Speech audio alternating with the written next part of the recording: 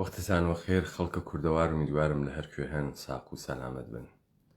ئێمە لە تەی ساڵانە ڕابردووە ڕەوەندێکمان پێی کرد لە ژێری هۆنینەوەیە مەتنە کوردی بۆ سەرزەمینە کوردەوار و لە ژێر ناوە ئاخێزە کوردەوارە سەربەخۆ.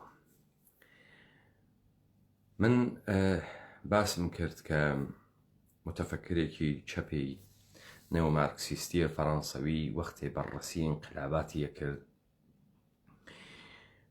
پرسیار و سوالێکی مهمی کرد و ڕوو بە چەپەکان دنیا وتی ئەگەر ئەبزارت دەسە ئینقلابکردن ئێوە تەبەقەی پرۆلێتاریا و کارگەرە بەشێ ناتەوانیەکانە تەبەقەی پرۆلێتاریا و کارگەر بناسن و بزانن بۆچی تەبەقەیە کارگەر و پرۆلێتاریا نەیتوانی ئینقلاب کات و نەیتوانی لە بەرامبەر سەرمایەداریا بوێسێ. ئەگەر کوردبوون ئەبزارە دەسە بێدەسەڵاتیە ئێمە ئێشێ ناتەوانیەکانی بزانین و ئەگەر قەرارە ئێمە بە کوردبوون هۆڤیەتیشی ئینسانیە تەواو بگرین دەبێ ناتەوانیەکانە کورد بزانین. لە سەرزەمینی ئێمە لەوانەیە تئۆری کەم نەبێت، تئۆری خوێن و تئۆری پەرداز کەم نەبێت. لە سەرزەمینی ئێمە کەسانی متەخەسس و کەسانی مەدرەکدار و شەهادەدار لەوانەیە کەم نەبێت، بەڵام کەسانێک کە لە ناوە ڕۆح و دەروونە ئەم سەرزەمینە هاتبنە دەرەوە و داناییەکیان بوێت تعدادیان کەمە و متعسفانە کەسانێک بۆ ئەم سەرزەمینە قسەیەکیان پێ نییە، گزارشێکیان نییە و گزارشێکیان نەبوو تا بەر لە ئاخێزە کوردەوارە سەربەخۆ کە بتوانێت عەسرێکی و دەورانێکی تازە و تەڵایی بێت لە ژیانە ئینسانە کوردیە. ئێمە ناچار بووین بە شێوەی پابلیک فلسۆفی مەسائلێک مەترەح بکەین کە فرێک لەوانەی کە دەرس خوێندگ و تەخەڕوج کریاگە زانکۆ و دانشگا و ئەو جۆرە جێگانە لەوانەیە ڕێیان لێی نەکەوێت. دلیلەکەیشی ئەوەسە کە ئەمانە نازانن و ناتوانن ئەو مەتریاڵەی کە لە دەستیان بووگە ئستفادەی لێ بکەن و کەڵکی لێ بگرن و مەسادیقی لە ژیانە ڕۆژمەڕەی خۆیانە پەیدا بکەن.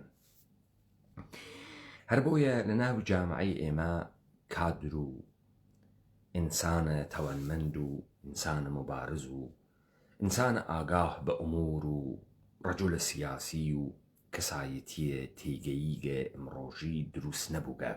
بە پێشەوانە ئەوەی لە ناو جامعەی ئێمە بووگە بە باو کامنسنسێکی غەڵەتە، عەقڵە ناقسە و ئەوەی وا لە ناو زەهن ئێمەمانانە بەجێ ئەوەی کە قودرەت بە ئێمە بدات تەوەهومێک دلوژنێک بە ئێمە ئەدات و لە کناریا هەرچی هێز و تەوانی ئێمەس لە ئێمە ئەیسێنێتەوە. من فرێک لەو دیبەیتانم کردگە کە ئەزانم زەهنەکان نەک پرسیارکردنین نەک ناڕۆن بە شوێنیان، بەڵکو من مەجبورم تەواو داستانەکە خۆم شی بکەمەوە تا بتوانێت جێ بگرێت و ئێمە نەکەوینە بەر پرسیارە مردمانێک کە زەحمەتە فکرکردن بە خۆیان نادەن، زەحمەت دەرگیر بوونەتەکە مەسائلە نادەن، بیر لە ئایندەی خۆیان ناکەنەوە، بیر لە ئیمڕۆژین و مەقام ئینسانی خۆیان ناکەنەوە و بەسیاگن بە شەهەواتیان و قەسریش سەرسەری بوونیانە.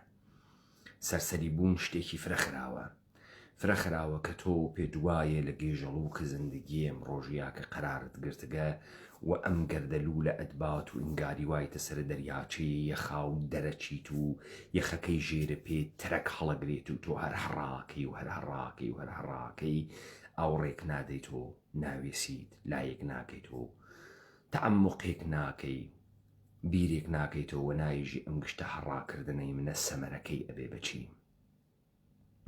ئەم گشتە دەرچوونەی منە سەمەرەکەی ئەبێ بچی.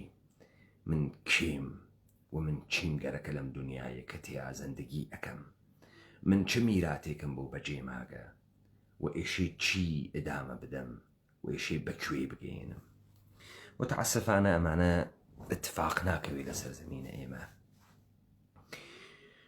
بۆیە من لە بەرامبرە ئەم هەجمە لە سودو ساینس یان شەپە ئەلمێکە کریاگە سەناو زەهنە مەردمە ئێمە مەجبورم کە دەست بۆ تەمامە بەشەکانە مختلفی بووەم تا بتوانم کۆنکرێت بەحسە جەریانێک بکەم.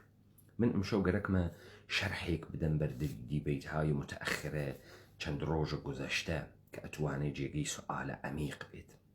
بزانن من ڕەوەندێکی تاریخی بەحسەکەم و بۆ کەسانێک کە لە دنیای ئێمڕۆ ئەژین و ئەقلیان هەست، بە قۆڵیەژێ هەر کەسێ منی گەنمی خواردوێت چارەکی ئەقلی هەست، ئەتوانێت بیر لە فرە شتێک بکاتەوە و سوئالهایەکی جدی بکە. بزانن ئاخێزە کوردەوارە سەربەخۆ وتی کورد مەفهومە قەومی نییە، بەڵکو کورد مەفهومێکی ئینتزاعیە داڵە بەرجۆرێک لە خسڵەتە ژیان و ڕووبەڕووبوونەوە تەکە ژیانە کە مەجموعەیەک ئەقوامە جۆرا و جۆر و هۆز و خێڵی جۆرا و جۆر و ملەتی جۆرا و جۆری لە یەک گرتگەسەوە و پانتاییەکی دروست کردگە بە ناو سەرزەمینە کوردەوار و ئینسانە کوردی تیا دروست کردگە. ئەمەی کە ئێمە وتمان بەرحەسەب شەهەوات نەبوو، بەرحەسەب ئەوەی کە مەیلی دڵمان گەرەکی بوو نەبوو. ئەو بەو مەعنا نەبوو ئێمە هەروە لە خۆمانەوە هاتین و ناوێکمان یاقەی خۆمان، وەکو ئەوەی کە جوولەکە ئێژێ ئێمە قەومە بەرتەرە خواین و دەلیلەکەیشی ئەوە 124,000 پێغەمبەرمان تێهاتکە. ئێمە بووین بۆ ئەوەڵین بار لە زوانە خواوە شێوەی زندگی ئینسانیمان گرت و لە ژێرە 10 فەرمان و هاوردمان و بەناوە بەشەریەتا بڵاومان کردەوە. ئەوە دەلیلی ئەوەسە کە خوا پادشاهیە ئەم زەمینیە داگە بە ئێمە. تۆ ئەگەر بچیت تەماشای ئەم متونە ئەدیانە بکەی، پڕە لە داستانە پادشاهیە خوداوەند و پادشاهانە لەلایەن هەڵبژێردراوە خوداوەند کە لە بایبڵەوە وەختێک موسا لەخوا ئەپرسێت تۆکێ ئێژێ ئای ئەم هو ئای ئەم، من ئەو کەسەمە کە ئێشێ بووەم. بەڵام لە قورئانە لە هەمان داستانە موسا وەختی لەخوا ئەپرسێت تۆکێ ئێژێ من ڕەب العالەمینم، ئەرباب جەهانیانم.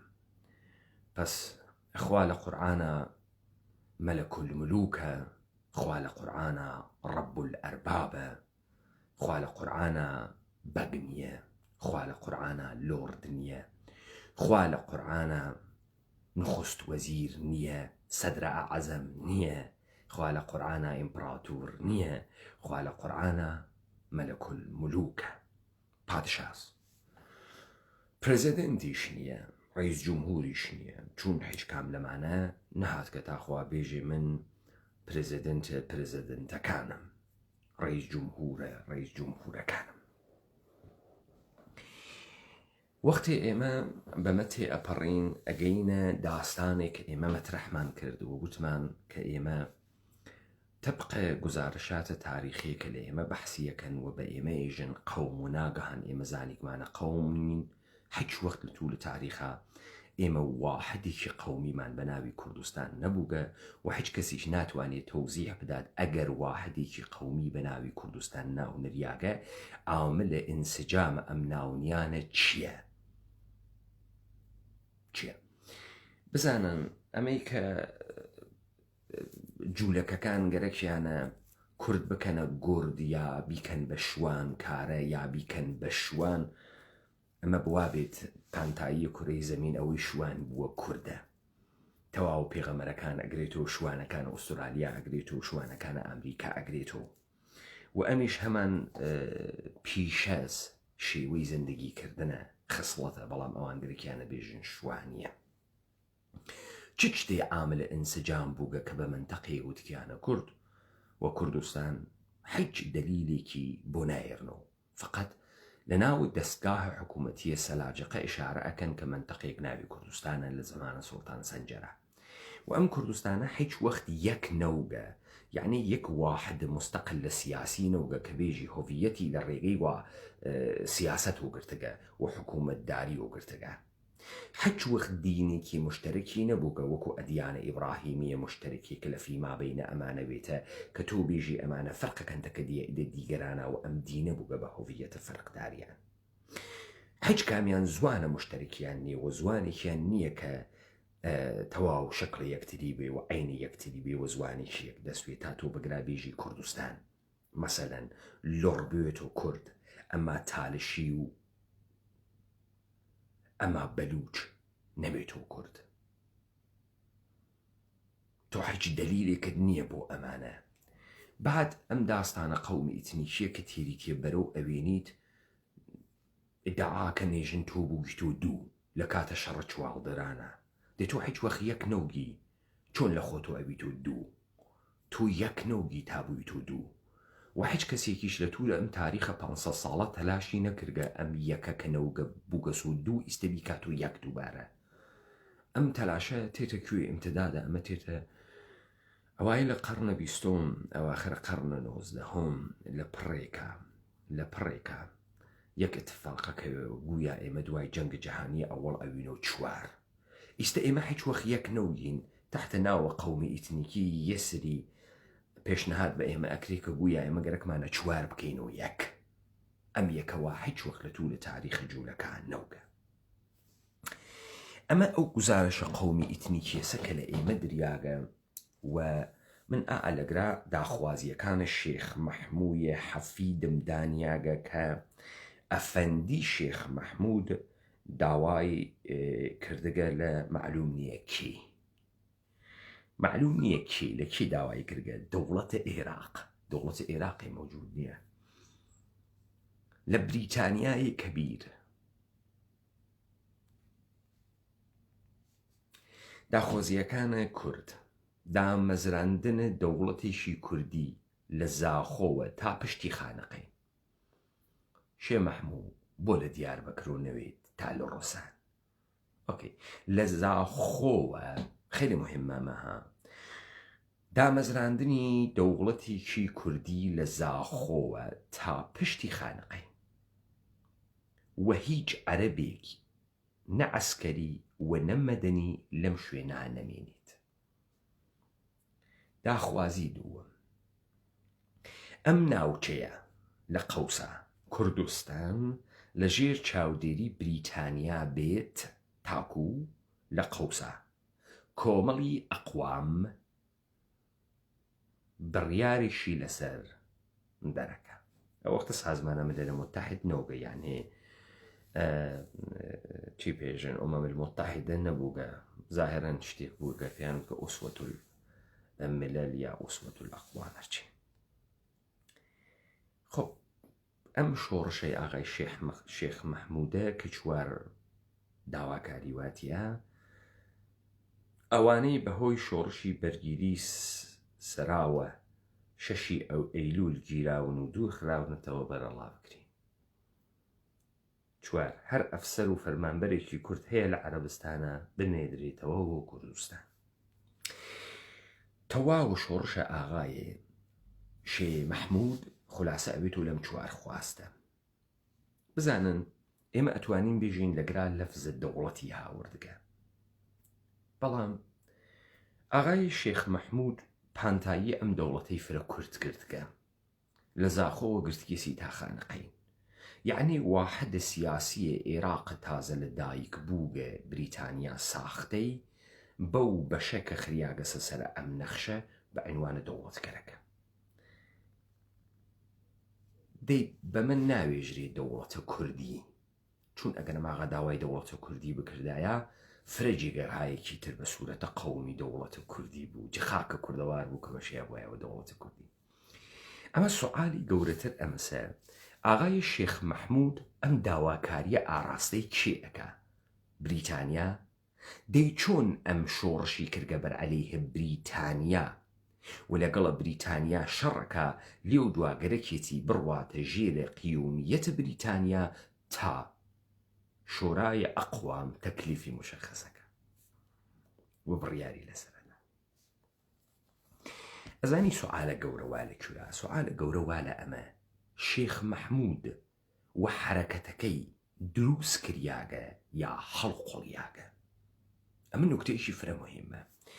بزانن دروسە چواردانە داخوازی کردگە، دروسە داوای دەوڵەتی کردگە، دروسە پیاگی تیا کوژیاگە و خۆیشی گیریاگە. سوال ئەمەسە ئەم ئیدە کێ خستێسی ناوی سەرە شێخ مەحموود؟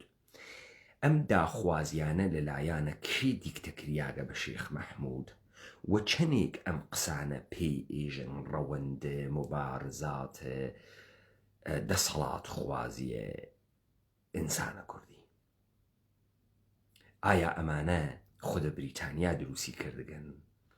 هەدەفە بریتانیا چی بوو گەلم کارە کردگێسی؟ بۆ بریتانیا ئێشێ ساپۆرتە شێخ مەحموود بکە؟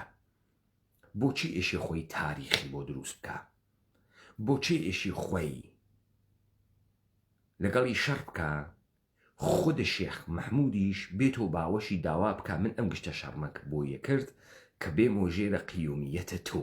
ئەی مەگەوایتە ژێرە قیومیەتە کێ؟ ئەمە سوالە مهمێکە چون ئێمە گەرەکمانە بەمانە جواو بەینەوە. دوو ڕۆزنامە چاپکریاگەن هەرە وەختە، یەک کاغەز یەک چاپخانە، یەکێکیان بریتانیا بە ناوی پێشکەوتنی داتە دەرەوە، یەکێکیان ڕۆژە کوردستانە کە ئاغایە شێخ مەحموودی داتە دەرەوە. بۆیە وەجالبە کە واحد پوڵ و دراوە ئەو وەختە ڕووپیەیە هندوستانە، ئانە و ڕووپیەس. بۆیە ئیستێشە تۆ لە خەڵکە سلێمانیە بیسێژێ دوو ئانەم پێ نییە، ئانەیەکم پێ نییە. یا مەسەڵەن لە کرماشانە کاورا پوڵە بۆ فڕەدایژێ ئانا بگیر، ئەشێ ئانا هیچ معنایەکی تری نییە.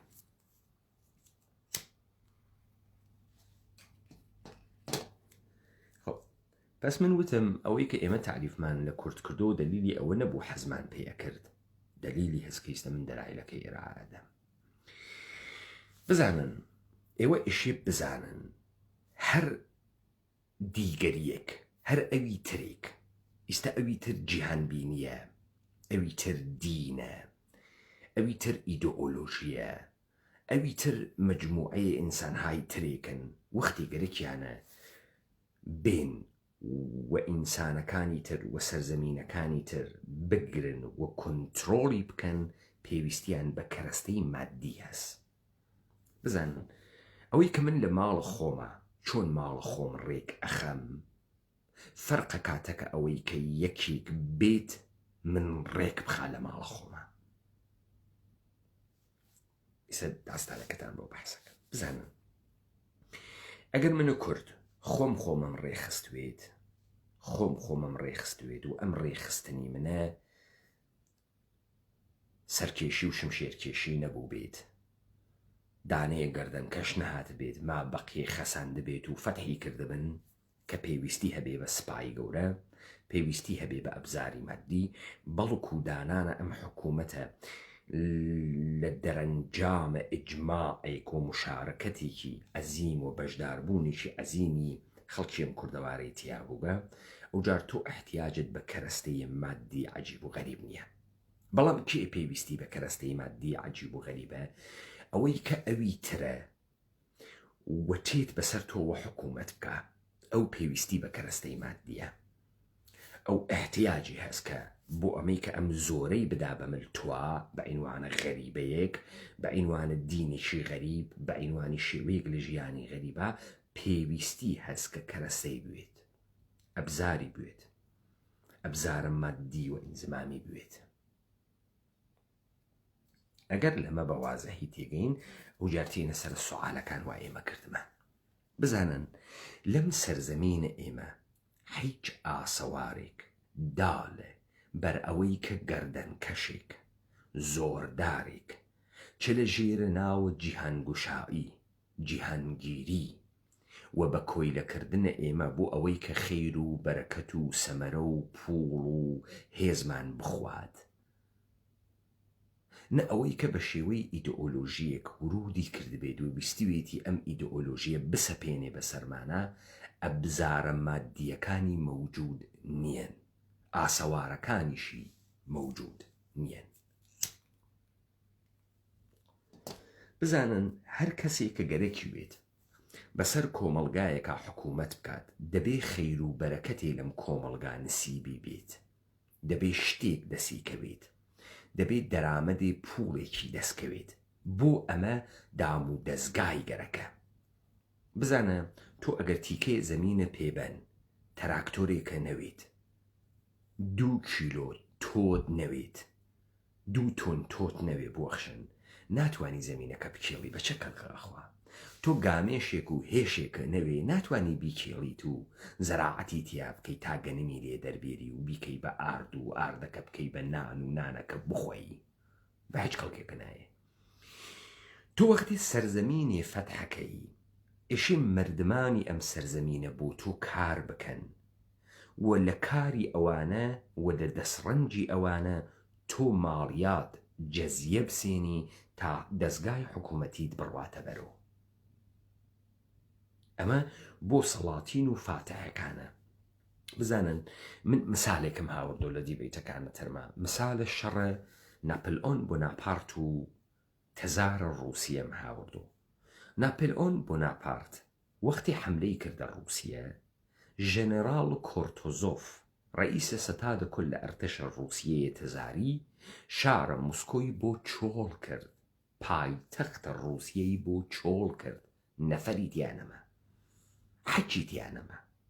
ناپلئۆن بۆناپارت بە چۆڵی چووە ناوە شارە موسکۆ. چی بکا بە شارە موسکۆی چۆڵ؟ شێوە و ڕەوشە ژنەراڵ کۆرتۆزۆف ئەوە بوو لۆجستیک لە ئەرتەشە ناپلئۆن بسێنێت، یعنی بە قوڵائیە خاکە ڕووسیە کە ناپلئۆن ئەهاتە ناو ئەرتەشە ڕووسیە کە عەقەبنشینی ئەکرد و پاشە کشەی ئەکرد، لادیەکانی وێران ئەکرد، دەغڵودانەکەی ئەسووتاند و ئەی هەنارد بەرەو جێگەیەک ئەوەی بتوانێ هەڵی ئەگرت کۆشیەدا، ئەوەی نەی ئەتوانی ئەی سووتان، ئاڵەفی نەهێشت، ئەمارەتی نەهێشت، خەڵکی نەهێشت، تاگەیە کوێ؟ تاگەیە مۆسکۆ. یعنی سیاسەتە ئەرزە سووتاو. بیستوتانە سیاسەتە ئەرزە سووتاو لەوێوەتێت، چون تۆ دوژمنت ئیتر ناتوانێت لۆجستیک بگرێ، خۆراک ناتوانێ بگرێ، هێز ناتوانێ بگرێ، پوڵ ناتوانێ بگرێت، ناتوانێت پۆشتۆ پەرداخت بێ تا ئەگاتە کوێ؟ مۆسکۆ. بزانن ژەنەراڵ کۆرتۆزۆف قەبارەیە ئەرتەشە ڕووسیە دەرگیر ناکاتەکە ناپلئۆنە، چونە زانێ شکستی لێخوا. وەختی شکستی لێ بخوا ئەرتش نەمێنێ سەرزەمین نامێنێ، بۆیە ئەرتشەکە لە دوورۆ ئەهێڵێت و تا ناپلئۆنی بترسێ و هەر لەحزە چاوەڕوان بێ کە ئەم ئەرتەشە ئیمکانی هەست پەلاماری بە و پەلاماری نادا. ناپلئۆن تێتە ناوە موسکۆی چۆڵ، چەند مانگ لە موسکۆی چۆڵا دانیشێ، بۆی ناگوزەرێ، سەربازەکانی بۆ بەڕێوە ناچێ. ئاخری ناپلۆن کلچێنێ بە کۆڵیا و گەرەکێسی لە خاکە ڕووسیە بڕواتە دەرەوە. سیاسەتە ئەرزە سووتاو سەرمای ڕووسیە ئەبێ بە چەک و ژێنەراڵ کۆرتۆزۆف سەرما ئەکا بە چەک لەمە ناپلۆن بۆناپارت و بە شەڕە چریکی خەڵک لێ ئەدەن تا ئەڕواتە دەرەوە. ئەرتەشە 600,000 ناپلئۆن بۆناپارت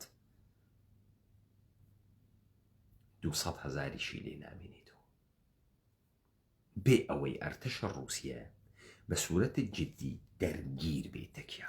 من ئەم قسەمە بۆ کرد بۆ خاتری ئەوەی ئێوە بفەهمن، دەرک بکەن ئەگەر فڵانە پادشا هات کە لە سەرزەمینە ئێمە حکوومەتی کردگە و نەڕویگە و 300-400 ساڵ ماگەسۆ دێ ئەم پادشا ئێشێ سپای بوێت، لەشکریانی بوێت، لەشکری دائیمی بوێت. ئەم پادشا احتیاجی بە پوڵە، احتیاجی بە جەمعیەت و مردمە، احتیاجی هەز مردمی کار بکا لەم سەرزەمینە، خۆراک بەدەست بێرێ، چت بەرهەم بهێنێت،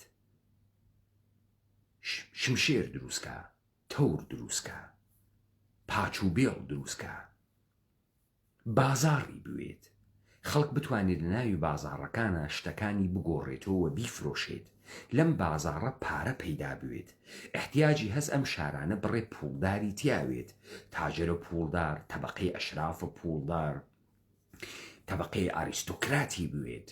لە ناوە ئەمە ئەم شارانە دەبێ ئینسانی پوڵدار ماڵە گەورەی دروست کردوێت، بەهاشی ئەو نەشە پولی بووێت و ئەوەنە نانی خواردوێت، بە هوەریش بیر بکاتەوە، بە موسیقیش بیر بکاتەوە تا بتوانێت سروەتێکی لەدەساوێت.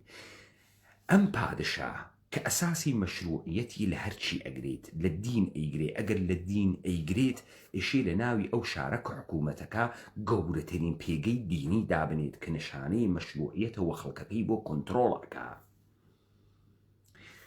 ئەم پادشا ئێشێ ئەو شارانەی کە ئەم بەسەر سەرزەمینەکەیان و حاکم بوێت ڕێگەی بازرگانی بوێت تا ئەم شارانە بتوانن لەگەڵ یەکتریا بازرگانی بکەن، پوڵ دەربێرن بۆی.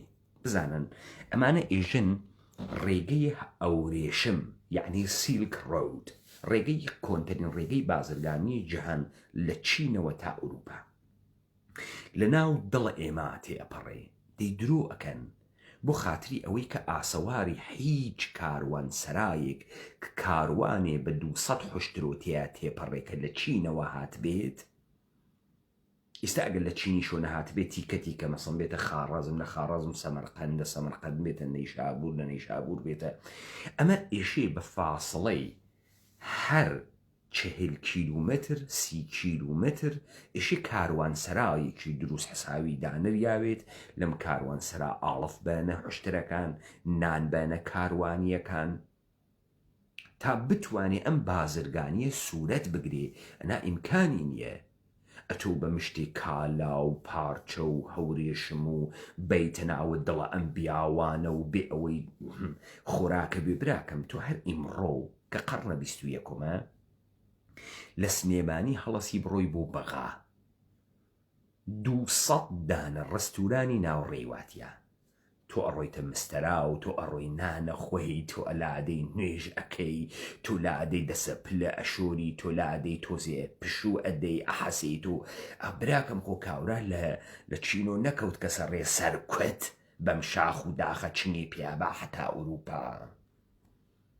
شەواهدە مادیە ئەم کاروانسەرانە کوان نییە، موجود نییە، دروست ڕێگەی بازرگانیە چین دروست، سەفەرە مارکۆپلۆ دروست، شەواهدە مادی نییە، ئەمانە گشتی چیرۆکە. بۆ من ئەمانەیەژم تا ئێوە بفەهمن وەختی ئێمە قسەکەین منزورمان چییە. دەی فڵان سوڵتان هاتکە 300 ساڵ بەم سەرزەمینی ئێمە حکوومەتی کردە، ئەمە ئەگەر مردمیشی نەوێ ئێشێ مردم دروستکە. من تۆ 100 هێکتار زەمینم پێ بە، ئەگەر قەرزیشم کردوێت ئێشێ بڕۆم تراکتۆری بسێنم، ئەنا بۆچی مە 100 هێکتار زەمین جێتی هەڵەمەڕۆ بە چ کەڵکێکم تێ؟ کابرا هات کەسم سەرزەمینە ئێمە ئێشێ بۆ خۆی دانیشێ شار دروستکە، خەڵک کۆکاتۆ، خەڵک جەمکاتۆ تا بتوانێت لەم خەڵکە خراج بسێنیت، باج بسێنیت، ماڵیات بسێنیت، بێتۆ ئەمیریان. کاکە تۆ ئەمیرە مردم نەوی ئەی ئەمیرە کێی؟ پاشای مردم نەوی ئەی پاشای کێی؟ تۆ تا نۆکەرێنەوەی خۆ ئەربابێ نییە. تەوەجۆەکەی تۆ ئەربابی بەسەر کێوەکەی؟ بەسەر دار و بەرد و بەسەر خەڵک و بەسەر کێی ئەەکەی؟ دەی بۆ ئەمە تۆ پێویستێ بە شارە. لە سەرزەمینی کوردەوارە ئێمە تۆ ناتوانیت شارەکانی نیشان بدەیت کە بە یەکتری و نزیکن، جەمعیەتێکی فرەی ئینسانیان واتیە و ئەمانە لە ژێرە حەسارە حکوومەتیا بووبن. نیتە ئەم ئاسارتە نییە، ئەم جۆرە شارانتە نییە. تعریفە شار لە سەرزەمینە کوردەوارە فەرقە کاتەکە شارەکانە ئوروپا و قڕونە وەستا و دەورانە ڕۆم. وەختی تۆ ئێژی شارە زوور دامەنەی نفوزی تا سیستان ئەڕوا.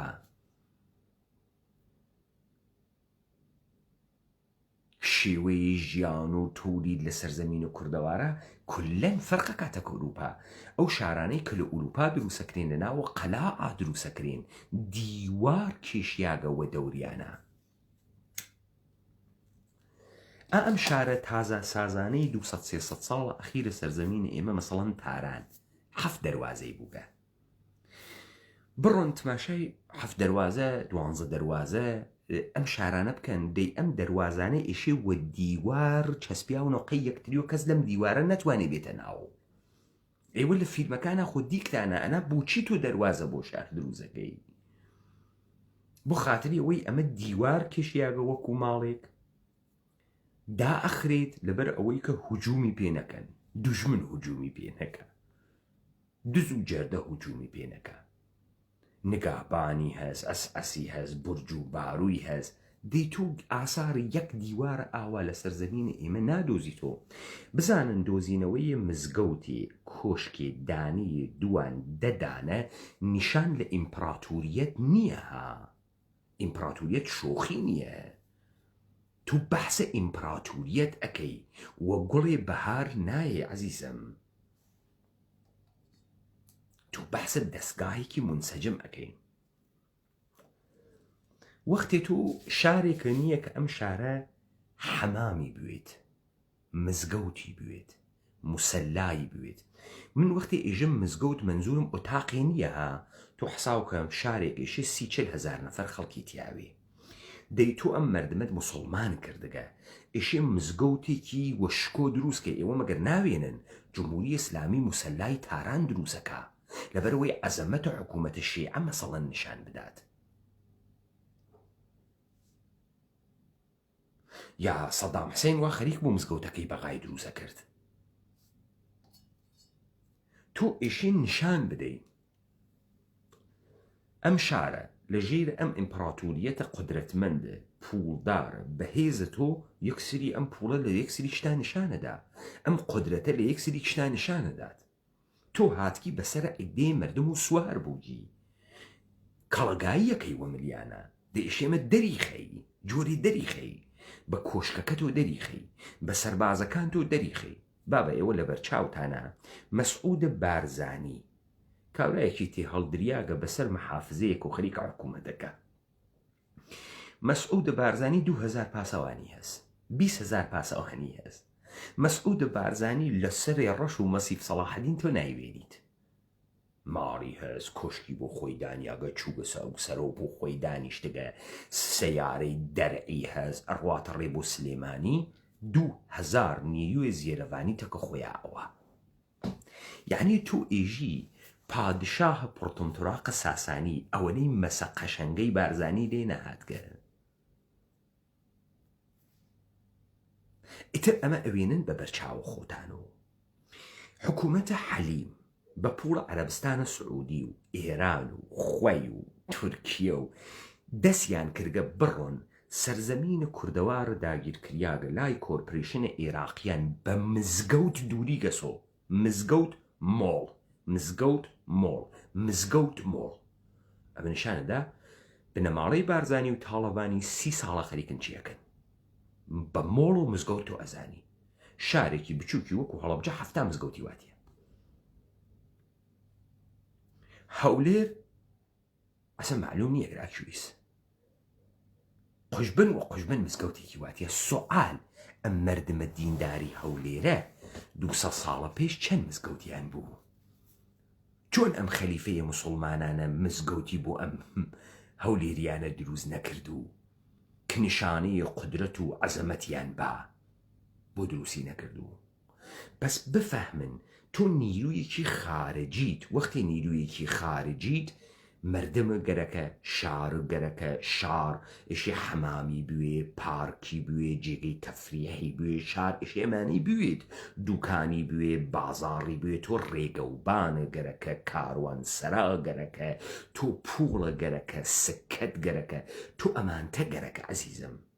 خۆ هەروە لە خۆت ناتوانی ئیدعا بکەی بێژی ئەگرا و لە ژێرە دەسە سوڵتان مەحموودە قەزنەویاوگە، لە ژێرە دەسە خەلیفەیە عەباسیاوگە. کاکە جان، خەلیفەیە عەباسی ئەگەر خەلیفەی مسلمانانە جەهان بووگە و ئیمپراتوریەتە عەزیمە ئیسلامی لە ئیمتدادە سنوورەکانە چین و حتا ئەندلۆس درێژ بووگە و ئەمانە بە ئێستەسنایە ئەندلۆس کەوا لە ژێرە دەسە بازماندەگانە بەنی ئومەیە دەبێت ئەم جوغرافیا بەم پانتایە لە ژێرە دەسە بەغاوێت کە تۆ ئەبیسیت لە پند پێشینیانێک بۆ ئێمە ئێژن شارانیان لە عەزرەتە بەغاوە دروست کردە. درستە؟ یعنی تەمامە سروەتە ملەل، تەمامە سروەتە ئەقوام، پوڵیان، باجیان، خەراجیان ئێشێ بێتە بەغا، بێتە دەسە خەلیفە، بێتە خەزانەی خەلیفە. خەلیفە وەم پوڵە ئێشێ شکۆی ئیمپراتوریەتە ئیسلامی دەرخا. بەچی دەری ئەخا؟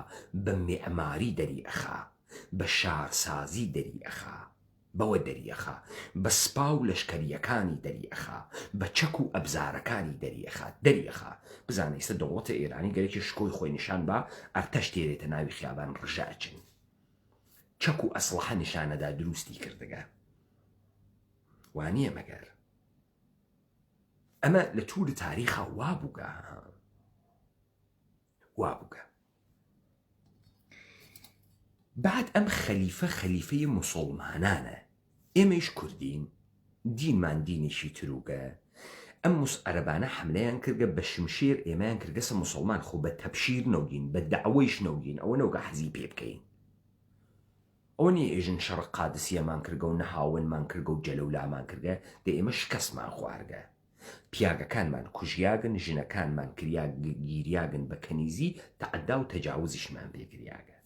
خب ئێستا من قبول یەکەم، ئەمە قبول کرد. دەی تۆ ئێستا ملەتێکە و کوشت، بڕیت پیاکانی و کوشت، مشتێ مناڵمانۆ. دەی بۆ خاتری ئەوەی تۆ ئەم مناڵانە تربیەتکەی، احتیاجت هەست بەوەی کە مزگەوت لە بینە هەر 50 نەفەرێک کە جەم بووبن و لە دۆری یەکتریا مزگەوتی بۆ دروستکەی، چون خەڵکەکە سەوادیشی نییە، پرتۆک و چاپخانەیش نییە بیهێنێری بەدەستگشتیانە، سەتەلایت و ماهوارەیش نییە بیخەی تەلەڤزیۆنی خەڵک سەیریکە. بۆیە تۆ بۆ خاتری ئەوەی ئەم خەڵکەوە بیری بمێنێت و مسڵمانە ئشی بنکەیەکی مزگەوتیان بۆ دابنیت، تا دانەیەک بە شێوەی شەفاهی دائیمەن ئەم متونی عەرەبیە بۆیان بخوێنێتەوە و بیکا بە مەراسم و مناسک و ناوی خەڵکە جێوەجێیکە. بدەی تۆ یەک مزگەوتە نییە، یەک مزگەوتە نییە. بە پانتایی سەرزەمینە کوردەوار من خەریکە مێژما 4 دانە مزگەوت و 5 دانە مزگەوت نیشانە لە عەزەمەت نییە کە ئەمانە لە دۆرانە متەئەخرەوە بۆ تۆیان ساختوێت. نە، تۆ ئێشێ دەستگاهێکی گەورەی ڕۆحانیەت سازیت بوێت تا مەردم فێرە زندگی بکات. جۆزە کارمەندانە حکوومەتی ئەمەسە ڕۆحانی دروستکەی، تا ئەمانە بڕۆنە ناو مەردم، هەر لە خەتەنەکردن و تا بانگەگوێی مناڵدان، تا ژن خواستن، تا تەلاقدان، تا حل اختلافاتە فیما بەینە مەردم، تا قەورسان، تا نوێژە مردێک، تا شۆردن. ئەمانە ئیشی مەلا مەوجود بێت. ئەم مەردمە مسڵمانە ئەم قودرەتە ئیسلامیە بوێنی خۆ ناکری هەروە لە خۆی وە گاگەلی هەروە لە خۆی وە. پس ئیشی ئەم خەلیفەی عەباسیە بە تەمام ئەم سەرزەمینە لە بینە هەر 50 نەفەرێکا کە جەمعیەتە مزگەوتێکی دروست کردوێت. لەگەڵم مزگەوتەکە سەربازی هەناردوێت کە ئەم مەلای مزگەوتە کە قازی القوزاتیشە قودرەتە ئیجرایی بوێت، حکمێکە ئیدا قازیەکە جێبەجێ بکرێت. ئێمەگەر نایژن دار و غەمان بووگە و شەحنەمان بووگە و من نایژەنەمانمانە بووگە، دەیشێ شەواهدت مادیەکەی مەوجود وێت.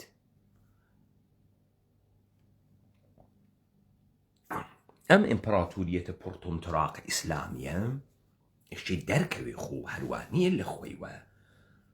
تۆ هەروە لە خۆت و خەڵکێکە بەرداگە چووی چیت کردگە کوشتکتن و بەرداگن. دێمە نەئەوێت و مسڵمان نەبوو تۆ ئەوێت و ئومەتە محەممەد نەوە دەردە تۆ ئەخوا. ئشەیەکی خەڵک فێرە نوێش بکە، ئشەیەکی قورعان بۆ خەڵک بخوێنێت و ئشەیەکی ئەحکام و شەرایع بخوێنێت و هیچ کەس لەگرا مەوجود نییە. ئەمە نوکتەیە حائزە ئەهەمیەتە. ئەمە نوکتەیەکی تر کە حائزە ئەهەمیەتە ئەمەسە. تۆ وەختێ بەناو دین و حکوومەت ئەەکەی و ڕەوایات جۆرا و جۆر لەم دینە تێت وەکو تەشەیع و تەسەنۆن وەکو لە سونیە شافعی حەنبەلی حەنەفی ئیمامی لە تەشەیعیشا لە غولات و تا چوار ئیمامی تا ئیسماعیلیە تا عەلیوڵڵاهیە تا عەلەویە تەمامە ئەم یانەی کە ئیدەیتە قەیەکتریوە مەوجودە. سوال چۆن بە نەبوونی پێگەیەکی هەماهەنگی پەروەرشی عولەما و فوزەلا و ئاخونە ئەم فرەقانە تۆ توانێتە ئەم مەردمە کۆنتڕۆڵکەی؟ خودە خەلیفەی موسڵمانان ئەگەر پەیرەوە مەزهەبە حەنبەلیوگە ئێشێ مەدارسە گەورەیە تعلیمە حەنبەلیەی بە سەراسەرە جیهانە ئیسلامە ژێرە سوڵتەی خۆیان دروست کردوێت.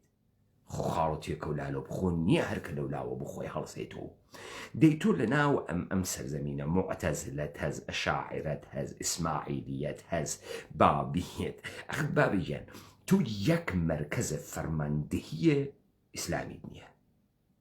جواو دەدەمەوە مثال دەدەم ڕۆمە غەربی ڕۆمە شەرقی ڤاتیکان بیزانتین کۆنستانتینیۆپۆل ئۆرتۆدۆکس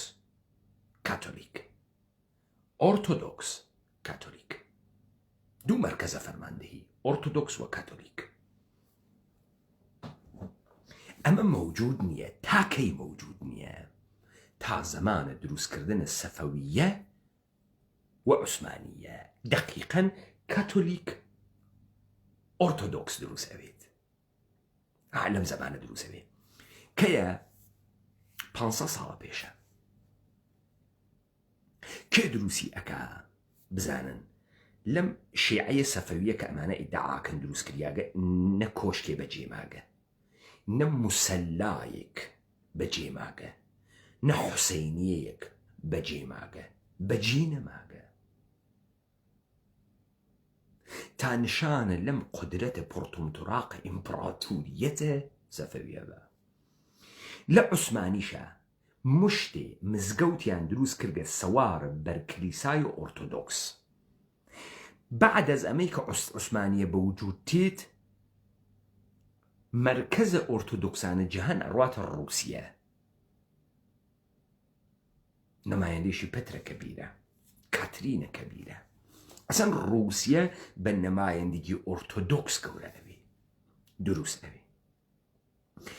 ئەم بیزانتینە ئەدەن پێیان لە بیزانتین و دروستیان ئەکەن زەرفە 300 ساڵە گوزەشتە. ئەوە نییە سوڵتان محەممەد فاتحێ مەوجود بوێت ئەستانبوڵی گرتوێت. مەرکەزە فەرماندەهیە جەهانە یەهودی و کریستیانەتی کە ئیسلام دروست ئەکەن و قەرارە بە بەرنامە بێرنی بخەنە ناوە ئێمە خۆیان کۆنستانتینیۆپۆل خاڵی ئەکەن و موسڵمان سازی ئەکەن. بۆیە مەرکەزە ئۆرتۆدۆکس ئەوە نە ڕووسیە. تەوەجۆکەن پس تۆ هیچ شەواهدێکی مادیت دا لە بەرحوزورە ئەم ئیمپراتوریە نییە. ئیستە ئێشێ ئێمە جواوە ئەمە بدەینەوە دەی ئێگمە شەواهدە مادیمان نییە چۆن ئێمە حکوومەتە کوردی بووگین بۆ خاتریەوەی سەرزەمین هەنە خۆمانوگە بۆ خاتریەوەی نیروی دیگەری و خارجی نەبووگین ئیدئۆلۆژیە خارجی نەبووگین خۆمانمان ڕێخستگە حکوومەتە گشتی بووگە تەمام ئومەتە کوردیتیا بەشدار بووگە دانایانە کورد دایان نیاگە و خەڵک بیا و بەسی کردگە لەگەڵیا بۆیە ئەحتیاجی نەوەگە ئەمارەتە گەورە بۆ خۆی بۆ خۆی دروستکە بەڵکو لە ڕێگەی بارەگای جۆرا و جۆرە ژێرە فەرماندەهیە واحدێکە کاری کردگە نە بە لەشکەرگیریاگە نە بە گەردەنکەشی گیریاگە کە کەسێک لەشکرێک شایەکی کورد هەڵساوێت و سەوارانی جەم کردوێت تەمامەم سەرزەمینی کۆ کردوێت گشتی کردوێت و ڕایەتی خوایی وانەوگە لە تەنیا جێگەیەکی ئەم جیهانە وا حکوومەت دروست بووگەوە بە ئیجماع ئەگەش کەسێ دروست بووگەوە بە بەشداری تەمامە خەڵکەکەی دروست بووگە لە سەرزەمینە کوردەوار دروست بووکە. بۆیە تو بۆ ئەم جۆرە ژیانە ئینسانە کوردیە کە تۆ ئەوێنی شارە قەلاعی نییە نیسی هیچ شارێکی کوردەوار بە شارە کوردی کە بەحسی بکەین هیچ دیوارێکی وە دەورۆ نییە نیسی. بشن عکسەکانە 150 ساڵە پێشە تاران تەماشا بکەن کەوە قڕ دروست کردیاگە بچن لادیەکانە هەورامانیش تەماشا بکەن لە لەحازە معماریوە هەم فرە پێشەڕفترە هەم خەیلی شارترە تا تارانە 150 ساڵە پێش. تەوەجۆکەن کە دروستیەکەن کە مرکزە فەرماندەهیە یەهودی مەسیحی دروستیەکە بزانن تۆ دیوارێکە نییە چون تهدیدی تۆ تهدید ناکە دزێ جەردەیە خارجیە کەس جورئەت ناکە تۆ سپات نەگەرەکە چون تەمامە هۆز و خیاڵە ئەم سەرزەمینە خۆی سپا تۆ سپای مەخسووسە شاد نەگەرەکە کە ئەو منتەسەبیان کە لە هەرچی جێگەس تەمامە ئەمانە وانە ژێری یەک فەرماندەهیە و ئەم فەرماندەهیە وەختی وتم ئێژێ سەرهەنگە دەودان ئەسکە ناومە من سەرهەنگە دەودان چەنی ئێرمانان مەگێڵم هەردان مەکۆشم پەرێ ئاوینە کوردان. ئاینە کوردان حکوومەتداریە. تماشاکە ئاینە کوردان نایژێ بۆ ئاینە مەزدەکی بۆ ئاینە مانەوی بۆ ئاینە زەردەشتی نایژێت بۆ ئاینە ئیسلام نایژێت بۆ ئاینە ئەلیۆڵاهی بۆ ئاینە عەلەویە نایژێت بۆ ئاینە زروانی نام توڕەهاتەی کە ئێوە بەناوە ئاین بیستکتانە نایژێت بۆ ئاینە میترائی ئێژێ پەرێ مەکۆشم پەرێ ئاینە کوردان. ئاین شێوە و ڕەوشی ژیانکردنە ئینسانیە ئیلاهی نییە. ئاینە کوردان چییە؟ شێوەی ژیانە کوردانە حکوومەتە کوردیە مەکۆشم پەرێ ئاینە کوردان ئیرمانەکانە مواتەکە سەرهەنگەکانە و مەگێڵم هەردان کێ و هەردوو هەرد ئەگەڕین تا بکۆشین پەرێ ئاینە کوردان کە حکوومەتە کوردیەکە مستەقەرەوە بکەینەوە. کەیمەوتمان شێوەیە زهوریش شێوەیە تەفەکوریش شێوەی زهورە دانایی دەورانە کە دانایی دەوران تەوەسوتە دانایان شناسایی ئەکرێن و دانایان لە ناو قەوم خۆیانە ئەو جار بیا و بەس ئەگرن. یعنی لەمە ئەمە کولەن بە پێچەوانەیە ئەدیان و تەمامە سیستەمهای حکوومەتداریە سوڵتانی و ئیمامیە. بۆیە توول لەگرا ئەو جۆرە کە ئەمانە تعبیرەکەن لەشکەر کێشیاگە و ئەسکەندەر هاتگە و حاکم بووگە و پادشا بووگە و یوس پەڵەنگی بووگە و فیلی بووگە و تەڵای بووگە و دێمن ئیشی دەستگاهێکی عەریز و تەویلی حکوومەتداری و دیوان سالاری و سپاهی و لەشکەری بووێت.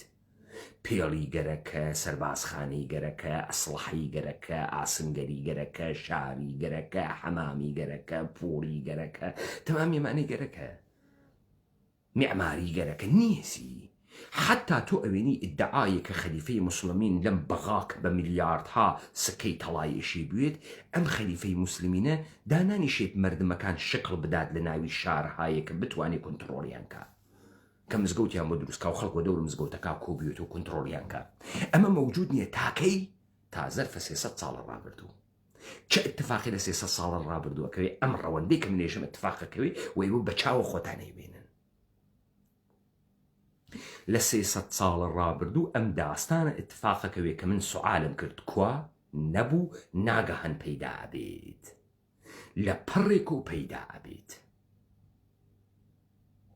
تەوەجۆکەن چۆن پیا ئەوێت ساختارە حکوومەتە کوردی و ئەو جۆرەی کە حکوومەت کردیاگە دووچارە مشکڵە خۆی ئەوێت دووچارە مشکڵاتە خۆی ئەوێت بزانن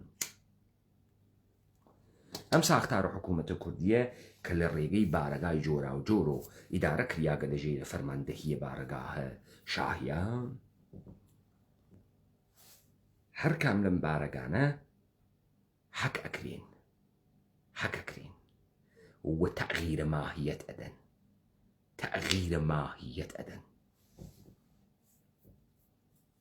چۆن حەک ئەکرێن ئێمە کێ موسڵمانمانی کردگە کێ کردیسی شمشێرە عەرەب لە من تەوزیح هەمدا ئیمکانی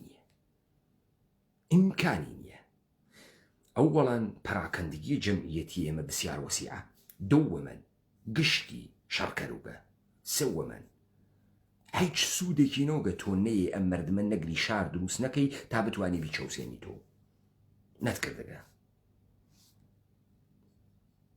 ئەمە درۆی مەحزە دەی لە 300 ساڵە پێشەوە شروعەکەن بە کۆپیکردن تۆزی هەمدا وتم شێوەیە ئستعمارە بریتانیا تکە ئستعمارە پۆرتوقالیەکان و ئیسپانیایەکان فەرقیە کرد سەبەبەکەیشی نە ئەوە بریتانیایەکان پێی خاسێکن سەبەبەکەی ئەوە کە بۆ بریتانیا نەکریا ئەوڵەن بریتانیا لە ئەمریکا دێرورودی کرد جێگەیە تەمەدونی و پڕپارەیە ئەمریکای لاتین بوو ئەمریکای شمالی حەجێکی تیانەوە بووی مگزیکیەکان ڕۆنە چوونە سەرەوە بووی ئیسپانیایەکان ببەخشن تۆ لە ئەمریکای جنوبی تەمەدونم مایاکان ئینکاکان ئاستێکەکانە بوو تەواوی مردمانە ئمڕۆیە ئەکسەریەت مردمانە ئمڕۆیە ئەمریکای لاتین مایەکان و ئاستێکەکان و ئینکاکانن خۆتۆ قیافەیان ئەوێنی دروستە زوانیان ئیسپانیاییە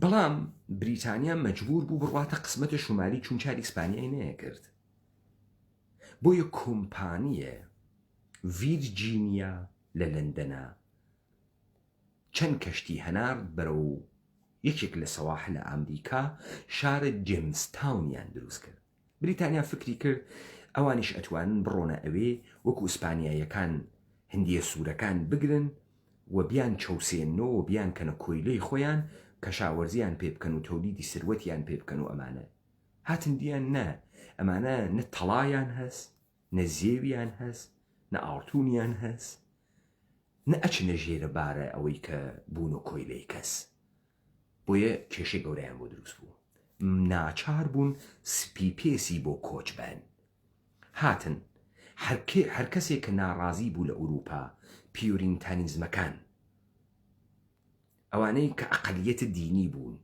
کەوتوو بوونە بەر شەپۆلە حاجمەهای کاتۆلیک حتا خودە پڕۆتێستان ئەمانەی هەناردە ئەمریکا هات پیشەوەران ماسیگیر قەسا و ئاسنگەری هەناردە ئەمریکا وعدەی زەمینی داپیان کاورا زەمینی نەبوو وعدەی 80 هکتار تا 800 هکتار زەمینی داپیان هات مجرمەکانی زیندانەکانی هەناردە ئەمریکا ئازادی کردن وتی بڕۆن ئەوێ ئاوانکەنەوە بۆیە هەندیە سوورەکانی ئەمریکا ئیجازەیان نەدا بریتانیا ئەو جۆرە ئیستعمار بکە کە ئیسپانیا کردی بزانن بۆ خاتریەوەی باشتر لە من تێبگەن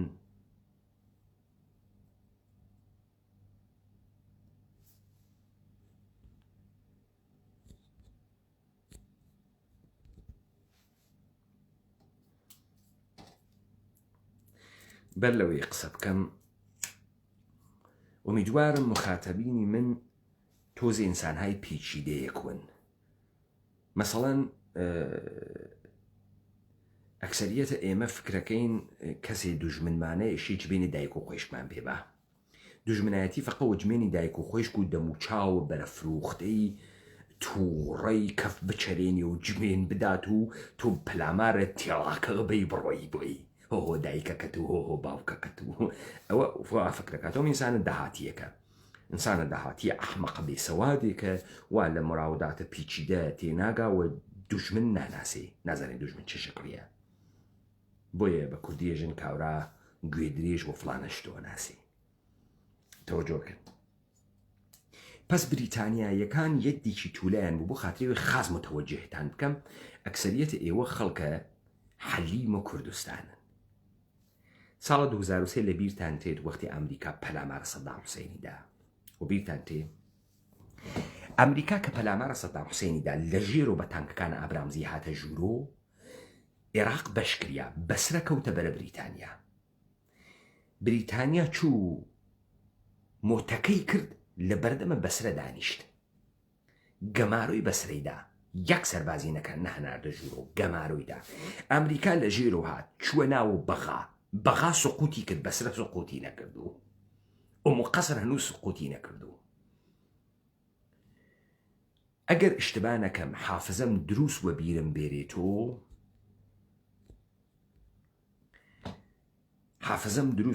بێرێتۆ محاسرەیە بەسرە 49 ڕۆژ توولی کێشا تکلیت گیریە بەسرە هەنووز نەگیریاوە. بریتانیا سەبریە کرد مزاکراتیە کرد لەگەڵ شێخەکانە و ئاخری بێەوەی فیشەکێ بتەقێنی چوە ناوی شاری بەسرە. خۆشیان نێژن ئەمریکا وەسە مناڵی 17 ساڵە زۆردار وەلێ بێ ئەقڵ. بریتانیا ئۆسای داسانە کەس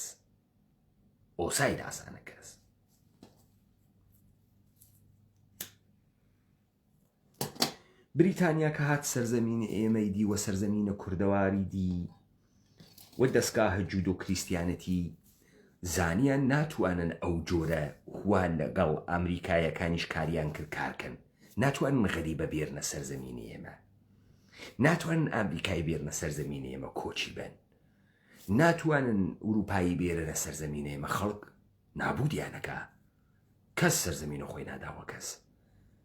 ئێڵ و ئێڵ حۆز و هۆز خێڵ و خێڵێشەی دەرکەفن. مەشیە چیان کردایە؟ مەشەیە حکوومەتە کوردیەکەیان حاک کردایە. بەهاتایانە هاوکات کە حاکی ئەەکەن بە پوڵ ئەیکڕن بارەگای جەدیدیان بۆ دروستکەن. تەنیا ڕێگەی چییە؟ تەنیا ڕێگەی دانە ئەقڵە. ئەقڵەکە چییە؟ دینە. بۆیە ئیسلام ئەوان تێرنی لە تەریقە تەکایای جۆرا و جۆر و لە تەریقە قەرائەتهای جۆرا و جۆر تێرنی. دەستگاه جودۆ کریستیانیتی تێرێتی، دەستگاه کلیسا و کنیسە تێرێتی تێنە ئەوێ. ئەوەڵین کارێکە ئیکەن هاوکات کە خەریکن شێخسازی و ئادرسسازی یەکەن تا جەمعیەتە ئێمە بگرن. تۆ ناتوانانی جەمعیەتێکی 2000 نەفەرە نەگری ئەگەر نوێنەرێکی نەوێت خۆ ناگرێ. ئەشێ نوێنەری دروست کە ئەگە نوێنەریشیان نییە.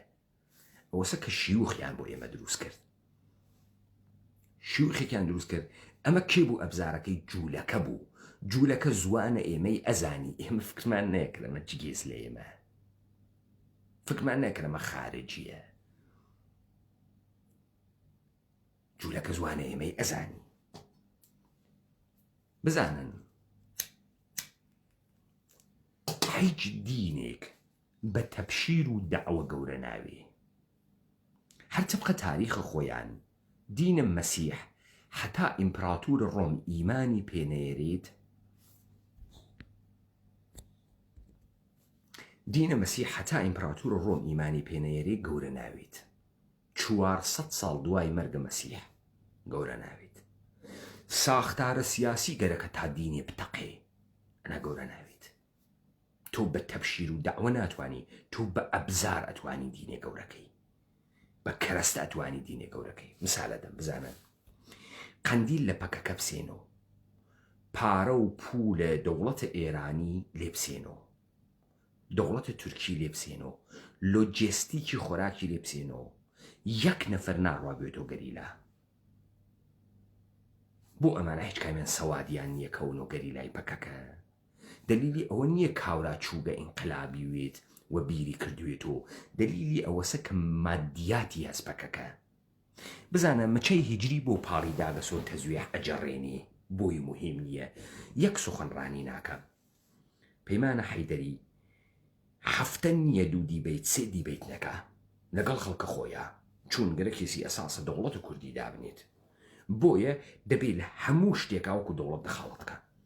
ئەی مەچەی هیجری بۆ دەرناکەوێ ساڵێ دەفعەیەک وەێ خەڵک ئەوێت و حیزبی دموکرات بۆ دلیلی ئەوە سەمەچەی هیجری ئوردوگای هەست زەمینێکی هەز لە کۆیە منجەڵێک گەورەی فاسۆلای دانیاگە هەنێک کڵاشنکۆفە ژەنگاوی هەست هەنێ مۆری هەست بە ناوی مۆری حیزبی دموکرات واوە دەسیوە هەرکە لە ماڵی باوکیا ئەتۆریێ هەڵکە هەڵشکیاگە هەرکە دڵی تەنگە هەرکە تااقەتی نەماگە هەرکە لە جمهوری ئیسلامی زامێکی خواردگە هەڵەسێ جێ تێڵێ خۆی ئەنێ بە کۆیەوە کارتێکی پێ ئەدەن چواری وەکو خۆی ئەوێنێت جێگە خەوێکی هەست ئەسڵاحەیەکی پێ ئەدەن ژەمێ فاسۆلیا ئەخوا مچەی هجری احتیاجی نییە تەپشیر و داوە بکە نەیگرک بۆ چیسی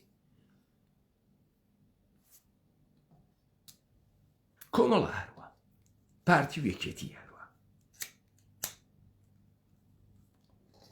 هیچ دینێک بە تەپشیر و داوە دروست ناوێت هەمەگیر ناوێت لەوانێت تۆ ئیدەیەکی کەمبێری هەر خودە ڕەوەندە دین ئیسلام ئەگەر ئێمەم تاریخە قبولکەین کە قبول باسوولات هەرم تاریخە باسکەین خودە محەممەد الموستەفا 10 ساڵ تەبلیغەکە ناونۆ 40 نەفەر خۆی هەجرەتە کاتە مەدینە ئیدێکی ژەهێنێرێتە حەبەشە لە مەدینە ئتفاقەکە ئتفاق بۆ زدیەت تەکە سەرانە قوڕەیش مەدینە تەکە ئەمانە ئتفاقەکە بەیعەتەکە و سەروەری محەممەد قبوڵەکە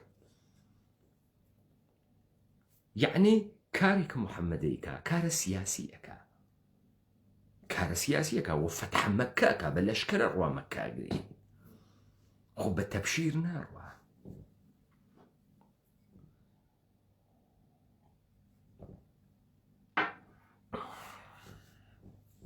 ناڕوە بە تەبشیر ناڕوە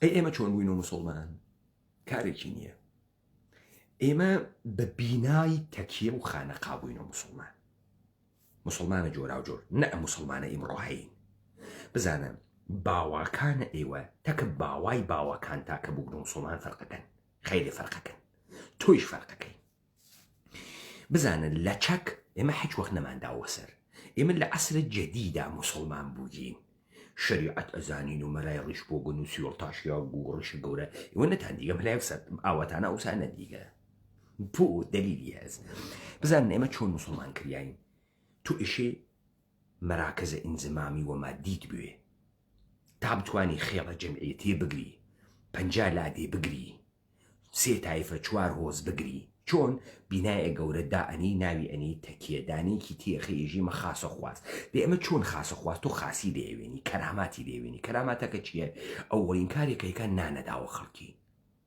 ئەو هەر کە برسێ سێتوانێ بڕوا لەوێ بخەفێ نان بخوا ئەمە یەک دوو تۆ هینێ بۆنە دروسەکەی خەڵک سەرگەرم وێت وەکو چی وەکو لە ژێر ناوە تاعات و عیبادات و زیکر و نیایش دەف لێ ئەدەی مەولوی ئەخوێنی گۆرانی ئەخوێنی دەروێشانە ئەخوێنی هەڵپەڕکە ئەکەی حەیتەرانەکەی خەلسە دروزەکەی ئەمە خەڵک سەرگەرمەکەی نەمایش و تەعاتر و مەعرەکەی گیری ئەمە دوو سێ خەدەمات بە خەڵکی ئەدەی وەکو چی وەکو ئەوەی کە بزانن مردم بۆ ئوموراتە دنیاییان بۆ کاریان و ئەبزار بۆ کاریان و کارە مادیان ئەبزار دروزەکەن کەرەسە دروزەکەن وەرێ لە هەرکوێ عەقڵیان نەیوەڕێت خیاڵی بۆ دروزەکەن کاوران نەخۆش کەوتەکە تۆ کە نەخۆشەکەوی دەسە و هەرچیش دەئەگری ئەم شیوخە وتیان ئێمە دەرمانەکەین با بزانن شغڵە پزیشکی و حەکیمیش کاری یەهودیە کاری یەهودیە ئەمانە شروعیان کردو نوشتە نووسی دوعا نووسی تلسم نووسی جادو نووسی جادویانە کرد کاورا مناڵی نەوێ جادویانە کرد کاورا مناڵی بوێ جادویانە کرد کاورا شەڕکە کاورن جادویانە کرد دژمنی لێ دوور کردو جن چووگەسە بەدەنی بێرم با جن دەرکەین بێرم با خاسی بکەینەوە شێتیانە وەردەدایان نەخۆشیانە وەردەدایان نەخۆشەکانیان زنجیرەکرایان وەستنەوەوانی شێتون پس لەگرا خەدەماتە پزیشکیشیان ئێرەدا بەرەبەرە ئەمانە بووە کەراماتە شێخ بەرەبەرە لە تەیە مەراسکە مەولویی و دەروێشی و هەڵخستن و گۆرانی شەریعەتیشیان تێخست وتیانەوە مسڵمانن تمام سلسلة طريقة كان شان مقام مادي، شان مقام مادي.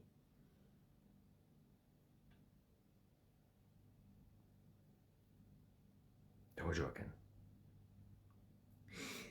ئەوە مردمە ئێمە لە پرۆسسێکی توولانیە لە تەیە 15 نەسڵە مسلمان کریا لە دوران 300 ساڵە ئەخیر. 300 ساڵە ئەخیر مسلمان کریا. ئەوەڵین کار شیوخیان دروست کرد. دووەمین کار پەیکەریە دوو ئیمپراتوریە خەسیایان دروست کرد، یعنی عوسمانی و قاجاریە. عوسمانی و قاجاریان دروست کرد. بۆ ئەم دوو شاریان کردە نەمایەندگی، چوون لە وەسەد دڵە کوردەوارە لە لادەیەکە بە ناوی تاران شارێکیان دروست کرد بە ناوی تاران. هاتن کۆنستانتینیۆپۆلە ئۆرتۆدۆکسەکانیشیان داوە ئەدەیە یەهودیە خەزەری بە ناوە تورک. ئەمە ئەساسە ئەوەڵ بوو. شیوخ ئیستا تێنە ژێرە دەسە شیوخ وە خەلیفە و دار و خەلافەی تاران گشتیان یەک کارمەندن، کارمەندی یەکجێگەن. جاسوس نیەن، هاوکارن. جاسوس نیەن، هاوکارن. مرکز ئەربابەکە هەر وەختی مەیلی بوێ لایەن ئەوات یەکێکی تردانێت، لایەن ئەوە یەکێکی تردانێ. هەر کەسێکیش ئەترازی ڕووداریەکە سەریەکوتنەوە، ئەترازی ڕووداریەکە سەریەکوتنەوە. ئیستا بۆ حکوومەتەکە شروع ئەکەن بە دروستکردنە لای ئێمە کوردەواری داگیرکریا بە لای کۆرپۆرێشنە جوولەکەی ئانوسیە ئێرانی دەولە دروست ئەکەن، کەسانێک کە ئەلقابی دەولەیان هەست، وسوق الدەولە، شەمس الدەولە، ئیعتماد السەلتەنە. شروعەکەن بەم ئەلقابە، وەکو ئەلقابە دەربارە بریتانیا، وەکو ئەلقابە پاپ کە لەقەب ئەدەن و کاوراکەنە ئەشرافزا، بە لەقەبەیکەنە ئەشرافزا. تەوەجۆتان کرد؟ تۆ کە ئەوی تۆ ئەشرافزا، یعنی ئەوی تۆ نۆڤل، ئەوی تۆ ئاریستۆکرات، ئەڕۆیتە جۆزە تەبەقی ئاریستۆکرات، تۆ تایتڵ ئەگری، عنوان ئەگری. بزانە ئیستێشە لە بریتانیا تۆ پیاوێ مهمێکویت، مەسەڵەن ئێلتۆن جۆنز گۆرانی بێژێکی گەیە، دەنگی خۆش و مەلەکە حەزی پێکرد، بانگی کرد، شمشێرێکی دا لە شانە ڕاستی، شمشێرێکی دا لە شانە چەپی، ئاوا عینی تۆ قەیوە و بانگی یەکە لەقەبی پێدا کردیوە سەر ئێلتۆن جۆنز. لەقەبە سەر ئەگرێ. وەختی لەقەبە سەر ئەگری ڕۆیتە ناوە تەبەقەی ئەشرافە بریتانیا، سەر جان مەلەکۆم. بە هەوڵە لەقەبە سەڕی بوو. ئەکسەر ئەمانە لەقەبە سەڕیان هەز لە دەرگاها بریتانیا گرتگیانە.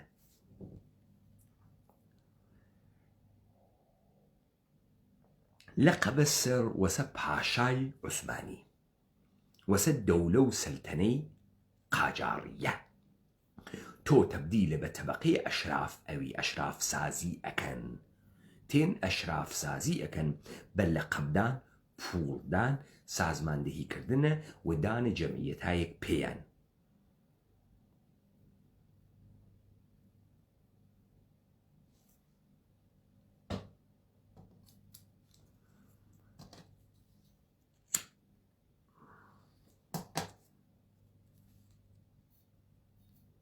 خۆ ئێستا یەواش یەواش سەرزەمینە ئێمە ئەکەوێتە داو داستانێ. شەیخ، پاشا، دەولە و سەلتەنە.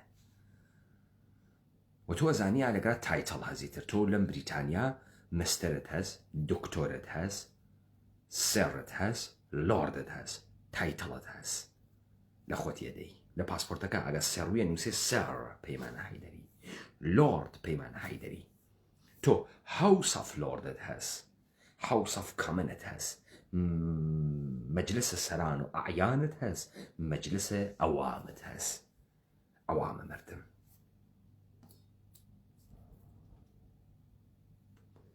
لە میێوانیەکانە مەلەکە کاورای خوێڕی ناچێت، کاورای ئەشرافزا ئەچێ. لەذا ئەشرافزا بۆ سەرزەمینە ئێمە دروست ئەکە. وەکو نمونونەکەی چێ ئێڵە سەنجابی، ئێڵ و هۆزێک لەگرا هۆز و خێڵ و تیرە و ئەوانە ئەگۆڕێن بە ئێڵ، بە تایفە و بە عەشیرە. بۆ عەشیرەوە بیرت تێنێتەوە کە تۆ عرب داگیرتی کردەگە عێڵ وە بیرە تێرێتۆ کە حکوومەتە مغول وە تورکات کەسە ناوەتەوە و ئەو تاریخە جوولەکە سازە مەعنا پێیاکە بۆیە بەجێ هۆز و خێڵ و تیرە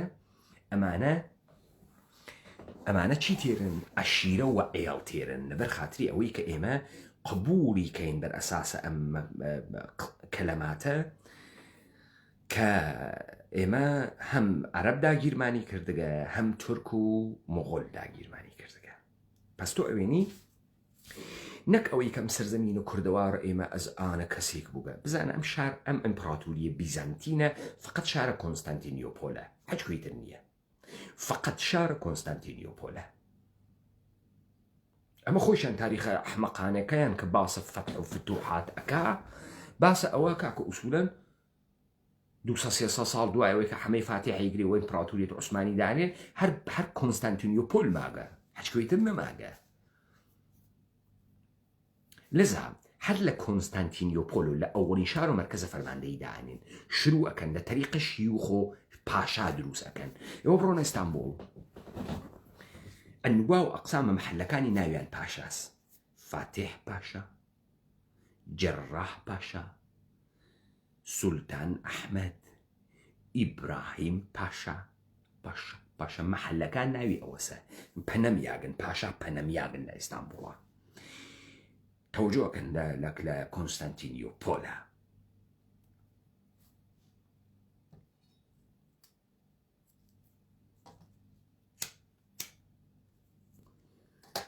هەر کەسێکیش لە سەرزەمینە ئێمە وا لە ناوی شارێک وەکو کرماشان هەمەدان شارێک وەکو سنە شارهای متأخرێک کە دروستەکەن لە قەبت دەولە و سەلتەنەیەکی هەست لە قەبت دەورە و سەرتەرێکی هەست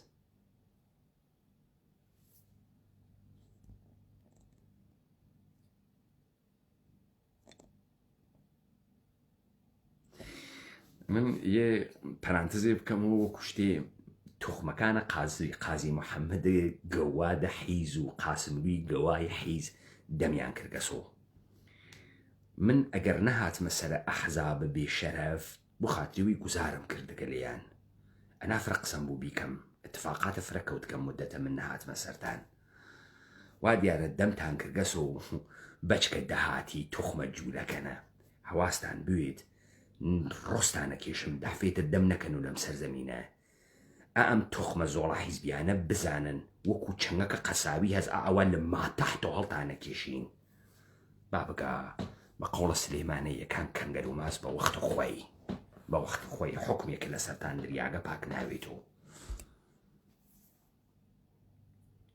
بەشکە حیز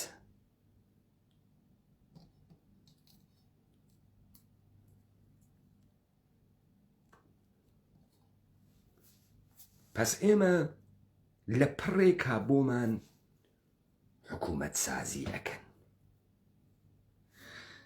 تەمامە کارهایە کە ئەکری بوو ئەمەسە حکوومەت دروست بکرێ و ئێمە کۆچ بدرین بخرینە ناوە شارێکە کۆنتڕۆڵ بکرین ئیستا فەهمیتان بزانن ئەمانە هیچ وەخت نایانتوانی ئێمە کۆنتڕۆڵکەن هیچ وەخت هیچ ئیمپراتوریەکیان بەسەرمانەوە نەوگە لە دەورانە 300 ساڵە ڕابردووە حکوومەتە کوردی لە ناو ئەوەن و شروع ئەکەن بە گۆڕینمان لە ڕێگەی فەرهەنگۆ لە ڕێگەی زوان و لە ڕێگەی قەوم دروستکردن و لە ڕێگەی هاوردنە ئەندیشەی جۆراوجۆر و لە ڕێگەی هاوردنە دینە ئیسلام و فرەقە جۆراوجۆرە دینە ئیسلام و ورود دەکەنە سەرزەمینە ئێمە ئیستا تەمامە کاریان ئەمەسە ئەم ئومەتە کوردیە بکەنە کۆیلە بکەنە هێزومە ئاگرە دەسەڵاتە خۆیان ئەوەی کە لە سەرزەمینە ئێمە اتفاقەکەوی ئستعمارە استثمار نییە فەرقی چییە ئیستثمار کردیانەوە چەوساندنەوە ئستثمار یعنی تۆ سەمەرە و شیرەی ڕەنجە ئینسانێ بووەی ئەی ئستعمار چییە؟ ئستعمار یعنی ئاوانکردنەوە ئاوانکردنەوە یعنی چی؟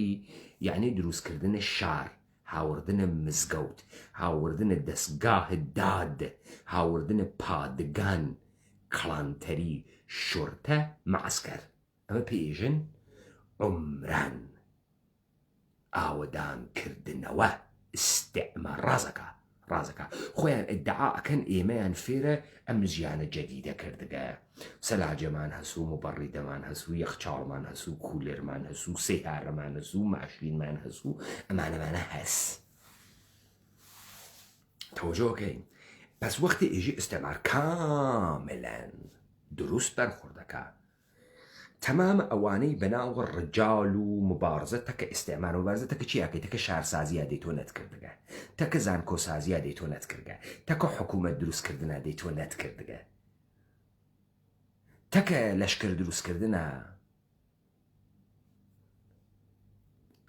جەنابە پێشەوە بووە بۆ لای دایکە ڕۆڵێکیان بڕۆ ڕۆڵێکیان بڕۆ پەیکارە تۆخمە قازی محەمە زەنازادەی تۆخمە زۆڵ بچوو پەیکارە وا ئەگەر من دەمتان نەدوورم و تۆخمە جوولەکەی بنەجوو ئێوە ئێمەتان خوارد ئەم سەرزەمینتانە خوارد داهاتی بۆگەن گەڵدەڵپن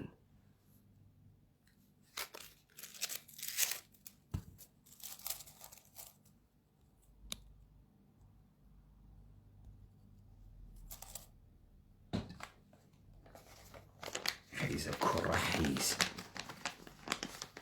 مشتێ حیزە خۆ حیزە بنەماڵە حیزە ئەجداد حیز ئەم سەرزەمینە ئێمە کەوتە دەستیان کوڕی گەوات با بزانی دەستگاهە سوڵتە حیزی وەکو تۆی گەرەکە تا سوڵتە بکاوە سەریا پیای نەگەرەکە ئێشەیەکێکی بێ گوشادی بێت خۆیشکی حیزوێت دایکی حیزوێ خۆی حیزوێت تا بتوانێت کۆنتڕۆڵی کە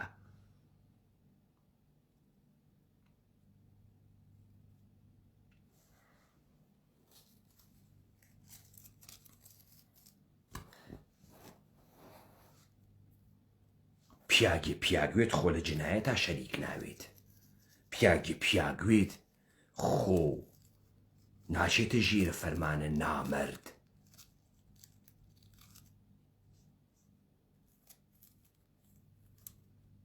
مشتێ بنە حیزە حیزبیە گەوا باوکە دەهاتی ڕژیاگنەم سەرزەمینە ئێمە ئەگەم بە داستانە حیزبەکان ئەگەم بە داستانە حیزبەکان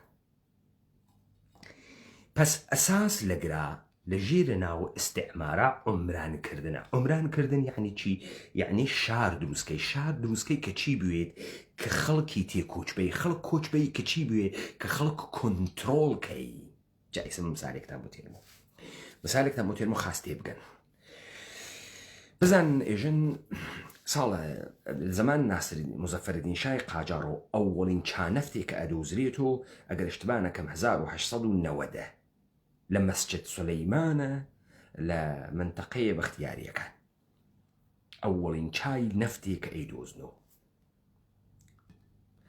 گویا کۆمپانیە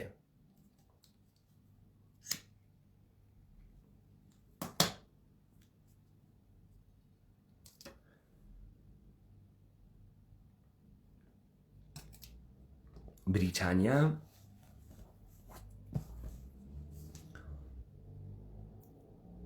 امتیاز استخراج ئەمە لە مزەفەرەدین شا ئەگرێ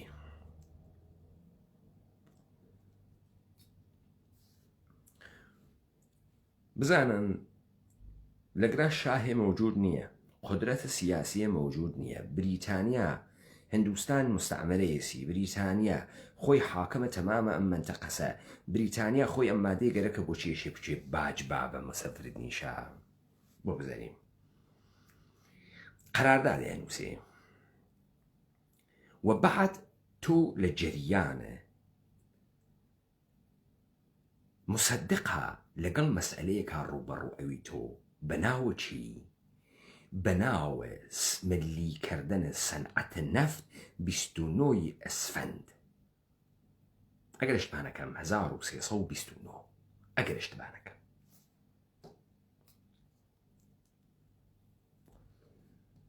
سوال بریتانیا تەکە کی قەراردادە نەفتی بەستگە شرکەتە بریتانیایی لەگەڵ کێ بەستگێسی کە تۆ ئیستە ملی ئەەکەیتۆ لەگەڵ دەوڵەتە ئێران دەی ئیستە تۆچووگی ملیت کردگەسۆ شرکەتهای خارجی تێن ئەم نەفتە تەکە کێ قەراردادەوەسن کە ئەیسێنن استخراجیەکەن هەر دەوڵەتە ئێران دەی ئەم ملیکردنە چ کڵاوێ گەورەیەکی واتیە ئێستا منەوتانە بۆ باسەکەم من یەک مسالتان بۆ لێ بەم بەدڵاکیشتە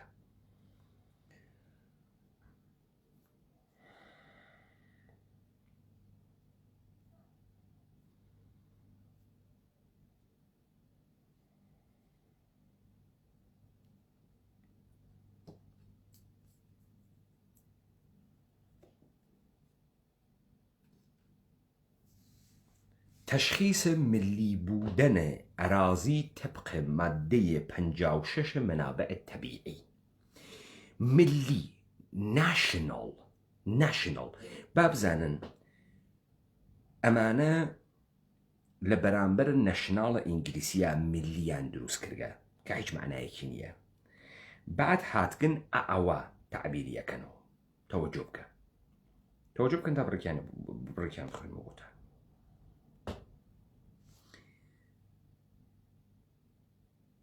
أمانة باتريوتيزميان ترجمة كرغسو بإرق ملي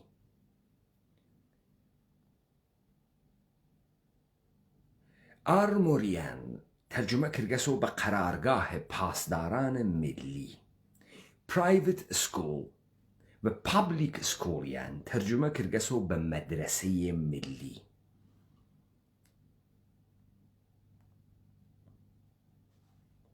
ستيت هوديان ترجمة كرغسو باستقلال ملي ماينورتيان ترجمة كرغسو بأقلية ملي باركيان ترجمة كرغسو بباغ ملي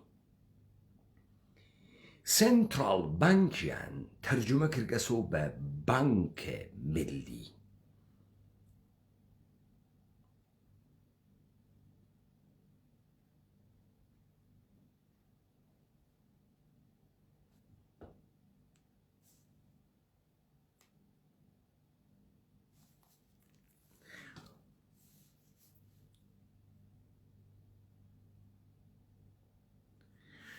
خب تۆ لەگرا ئەوێنیت ناگەهان شەجەریان ئەوێت و گۆرانی بێژە ملی فاحشەیە ملی شیرینیە ملی خۆراکە ملی مستراوە ملی ئەینە تورکیە تورکیش پیتزا تەماتە پیتزا چوزانم تەماتەی تورکی نانە تورکی شۆرتە تورکی سووتێنە تورکی گوڵە بە ڕۆژەی تورکی ملی ئەم ملیە كي عورجسي جولك عورجسي كأصولا حيج محلك إلى إعرابية السبب سراويك أراضي ملي يعني شي بزانته وقت نفتك كطرف خارجي إشيلتي بسيني قرارداد تكابوسي وام قرارداد دولة أي وسيط استتو شون أمتا ملي كرجا يعني شي ملي تكرجا توجه كان أراضي ملي زمين ملي تبقى شي تشخيص ملي بودنه أراضي طبق مادة 56 منابع طبيعي يك اگر بخواهیم به زبان ساده مفهوم اراضی ملی را بیان کنیم باید گفت این اراضی به سازمان منابع طبیعی، سازمان محیط زیست و دولت تعلق پیدا می کند. اراضی ملی می توانند خارج شهرها باشند یا داخل شهرها باشند. اراضی ملی چیست؟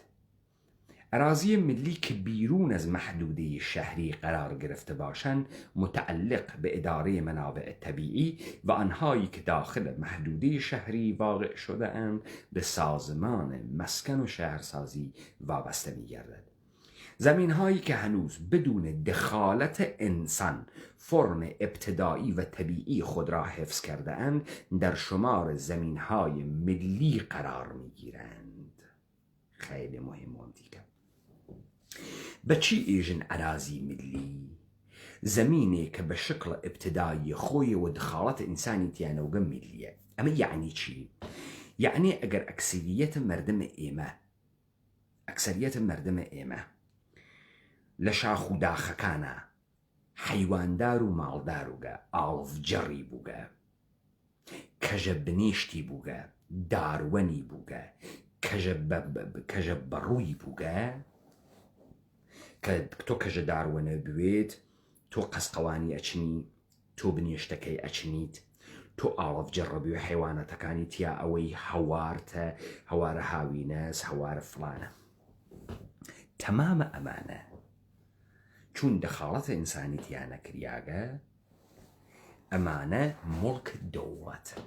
خۆ لەم دەخاڵەتە ئینسانە ئەزانی بەحسی چیەکە؟ ئینسان کارە خۆی باتە سەرە هەر شتێک ئێژێ هەنە منە و مالکێتی منی واتیە. دەی تۆ ئاڵەف جەڕێ وا ئیمکانی هەست دەیان شەڕە لەسەری کردوێت، دەیان خوێنە داوێت، لە ئەژداد تۆ پێت بە ئرسکەیوێ ئمڕۆ دەوڵەتە ئێرانی لێتی ئەسێنێ پێ ئێژێ ئەرازیە مەنابعێ تەبیعی وە جەنگەلداری. خب ئەمە چه اتفاقێکە کە فێ یا تۆ شێوەی ژیانە گۆڕیاگە لادیەکەی خۆتانە بەجێ هێشتگە، چەند ساڵە ناڕۆیتە سوراغی و ئاسەواری لە بین چووگە، ئاسەوارەکە تەخریب بووگە و تۆ ناڕۆی ئاوانی کەی تۆ دەوڵەت دەزەک لێ بەسەریا ئێژێ ئەمە مەنابع تەبیعیە. تۆژۆر کرد یعنی بەناوە ملیکردنەوە تەمامە ئەم سەرزەمینە کە هەنە مەردەم و هەنە هێوز و خێڵ و تیرەی جۆرا و جۆر و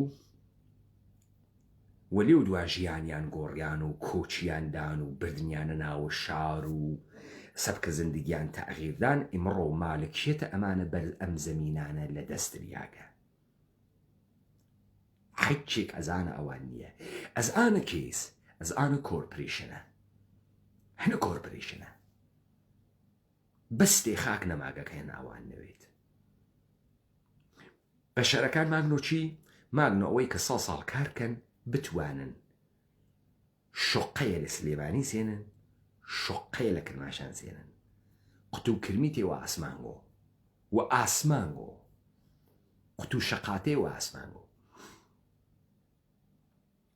ئایا مردمە ئێمە حەج وەخت بیری لێ کردو بوو ملی یعنی چی؟ سەنعەتە نەفت ملی کریەگە گوسۆ یعنی چی لە دەستاگە؟ بڕۆن لایە لەو منتەقە شاخ و داخیە کوردەوارە، هەنە تیرۆ هۆزەکانە لڕ و هەنە تیرۆ هۆزەکانە بەیران وەنی و چوزانم کاکەوەنی و جاف و چوزانم ئەنوا و ئەقسام ئەمانە بووگە. ئیسان هیچ کەس نییە، هەنە کێس دەوڵەت ئێرانە، هەن دەوڵەت عێراق، هەنە دەوڵەت تورکیەس. ئەمانە ئەرازیە ملین، پارکە ملین، منابع تەبیعیە ملین، ئەوان ساحێوینی، ئەوان هیچ دەسێکیان تێنە وەرگە، هیچ کارێکیان پێ نەکردگەیسە ساحێوینی. نایدەن و تو مەیلیانە ئەرتشی تێخەن، سپای تێخەن، مەیلیانە ڕاماڵی ئەکەن، مەیلیانە ئەیدەن و کرایە، مەیلیانە خاکەکەی ئەفرۆشن، مەیلیانە چێوەکەی ئەفرۆشن، مەیلیانە نەخۆیانە. ئەمیشە کشتی نە ئەژدادە تۆ تیا زندگی کرد و شناسی پێدا و عادەتی پێ کرد و ئاوانی کردووە. خب ئەم حاکمیەتە ملیە هەنە کێسنە تۆس. بعد ئەمانە تبقە هەمان نەزەریەهای لیبرالیە مالکیەت ئشی تۆ لە ناوی زەمینەکەتا هەر معدەنێ پەیاکەی هەنە تۆوێت. ئەمانە بۆ نەیانێشواوێتە، بۆ نانێژ وەکو ئامریکاوێت ڕاکەفلێرەکان دەستیان کرد بەسەر زەمینهای چاهن نەفتە تێکزاس و تەقین، بۆ نانهێش مردمە لۆڕە بەختیاری چاکانە مەسجد سوڵەیمان هەنە ئەوان وایە، مەگەر پەیڕەوانە مەکتەبە لیبرالیزم و لیبرالیزمە کلاسیکە ئۆتریشی ئاغایانە میزس و هایک، مەگەر پەیڕەوانە مەکتەبە فرانکفۆرت و ببەخشن واشنگتۆن، مەگەر ئەمانە نایژن مالکیەتە خوسوسی ئیشێ ببێترین وەچی بوێت، بۆچی زەمینەکانە منتەقەی سازانیان لە خەڵکی سەنگەسە و تەحتەناوە مەنابع ملی نەفتەکەی ڕائەماڵە نەیوەن؟ بۆ مەنابعێکەوە لە ناوی ئەمانە، کانزاکانێکەوە لە ناوی ئەمانە هەنە مردم نەوێ، تا مردم ڕوا سەرمایە گوزاری بکات بە سوورەتە خوسوسی، ئیجادەکار بکات، مردم پولدار بوون، قودرەتمەند بوون. ئەو وەختێتر دەوڵەت قودرەتمەند نییە، دەوڵەت کێس. ئێستا حاڵیتان بوو قەرار نییە تۆ لەم سەرزەمینە بیت و ساحەی وە حەیکێ، تەوەجۆ بکە منتەقەی هەڵەوجە هەنە گەڵاڵی و نەورۆڵی و دەڵەمەڕی و زەردوویی و ئێناخی و چوزام هەنێوانەسە هەنە هەورامیە هەناوانەسە گەورەتەری مەنابع گازە خاوەرمیانەوە جەهانی واتیە بۆ ئەمە هەنە ئەوانەنەو کە لە زەمینەکانی ئەوانە تێتە دەرەوە تا ئێستا ئەوان خۆیان ڕێبکەوتانە و شرکەتە گەورەیان لێ بدایە و مردمیان ئستەخدام بکردایە و گشتی مەشغوڵ وایە و ئاوەدانیانە کرد عمرانیانە کرد سەرمایە گوزاریانە کرد بوو کەوتکەسە دەسە دەوڵەتە عێراقی و بنەماڵەی مچە و بارزانی و بنەماڵەی جلە و وەرگە و خەریکن ڕایە ماڵن بۆ ئێمەگەر ئێوە نایژن مالکێت و خصوصی و دنیای سەرمایەداری و نئولی بڕاڵی و من نایژن چۆن ئێوە تحت ناوە منافع ملی مراتع ملی منابع ملی ئەمانتانە زەوت کردگە و کۆرپۆریشن و سیستەمە دەوڵەتە نووسینگەیە جوولەکە مردمە ئێمەی لە حەست و نیست خست ئێستا فەهمیتان ملی لە کۆ دروست کریاکە تۆ نافەهمی وە شۆرت ئێژی ملی وە گۆرانی بێژە ئەنتەر ئێژی ملی لەکوێ کریانەسە ناوە پاچەت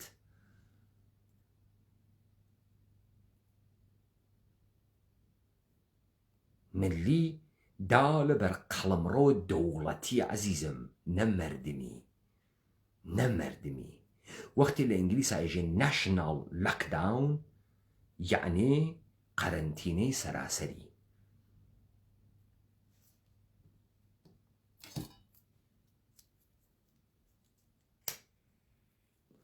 سەراسەرە قەڵەمڕەوێکی دەوڵەتی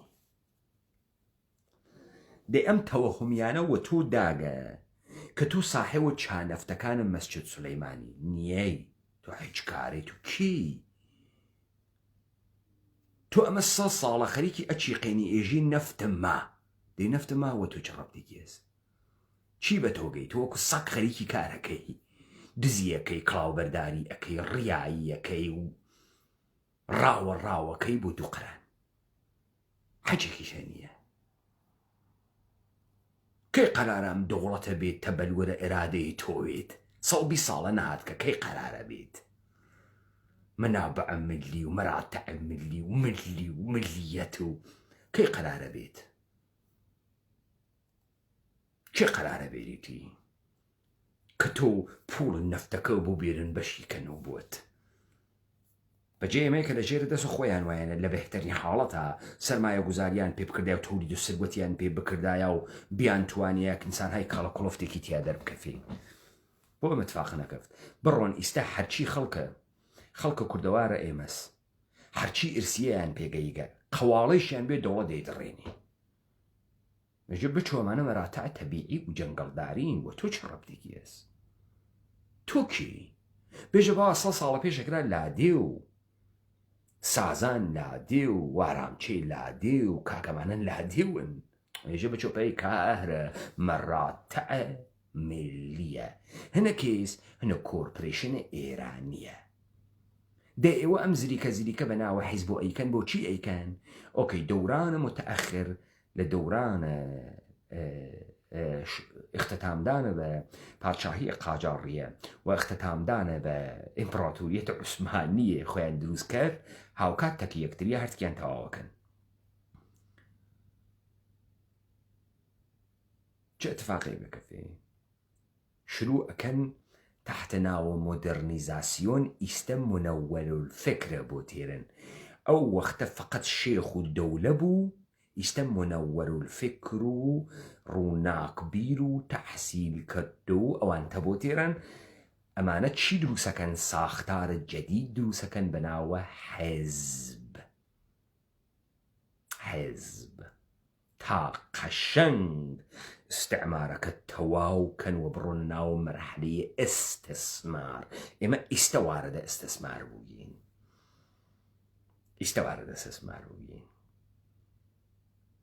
تۆژۆ فەرمونون بۆیە تۆ وەختی ئەمە نەفەهمی و نازانی فکرەکەی ئێمە هەروە دڵمان پێ و حەزمان پێ کرد و خۆشمان هاتوتمان کوردواسە نە بە ئیشرافێکی کاملۆ بە خوێندنەوەیەکی کاملۆ ئێمە بەم نەتیجەگەین کە کوردی عنی چی سەرزەمینە کوردەوە چه شکلی بوو بە و چۆن هاتکە سەرزەمینەی مانگرکە جا ئیستا داستانێکتان بۆ مشخصەکە ئاخێزە کوردەوارە سەربەخۆ ئێژێ ئیسلام جوولەکە هاوردێسی یەهودی و مەسیحی هاوردیانە دەستگاهە کلیسا و کلیسا هاوردیانە ئیستا شەڕ زەرگەریە فیمابینێ سەلبیون و ئیسلامیون و ئیستا ئیخوانیە حیز و سەلەفیە دز و هەرچی نادروسە تحتە ناوە ئیسلام لە بەرامبرە غەرباگرێکیسی بێسێت و ئەزانی گشتیان یەک کانونن ئەمە شەڕێمەی کورد نییە مسلمانی یەهودی مەسیحی یەکێکە کانونە قدرەتیشیان یەکێکە ئەلئەزهەر و ڤاتیکان یەکێکە حوزەی علمیە قوم و نەجەف و کەربەلا و ڤاتیکان یەکێکە کەنیسەی ئیسرائیلتە کە گشتیانە یەکێکە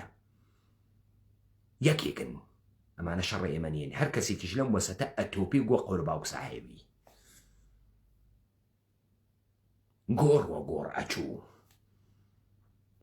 نە شەڕە ئیخوانی شەڕە ئێمەس نە شەڕە موسڵمان شەڕە ئێمەس نە ئێمە شەڕە گشتیانەکەین کە نەزامە ئینقیادن ئەمە گشتی بازیە لە بەرەوەی ئێمە فرامۆشکەین چیمان لێ قۆمیاگە چیمان پێکریاگە ئێمە دەسەڵاتمان لێ سندریاگەسۆ مالکیەتمان لێ سندریاگەسۆ عەزەمەت و گەورەیمان لێ سندریاگەسۆ ڕۆژ لە دوای ڕۆژ یەهودیتر و موسڵمانترەکرین بێدەسەڵات بوو گەن هاڕیاگ بێهومێد بێ ئیوا لە ئینسانیەتدا کەفتگین ئەمە متفاقەسە بۆمان کەفتگە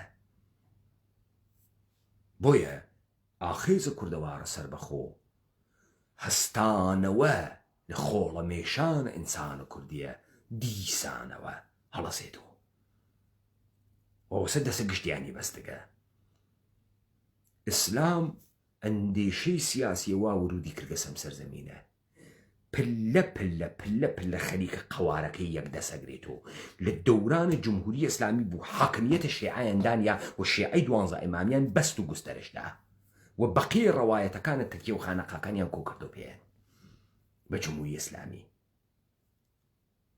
و ئەو کاریانە بە نظامە سەکولارە ئەتاتورک و لەم ئاخرۆ بە خودە ئۆردۆغان کرد کۆیان کردەوە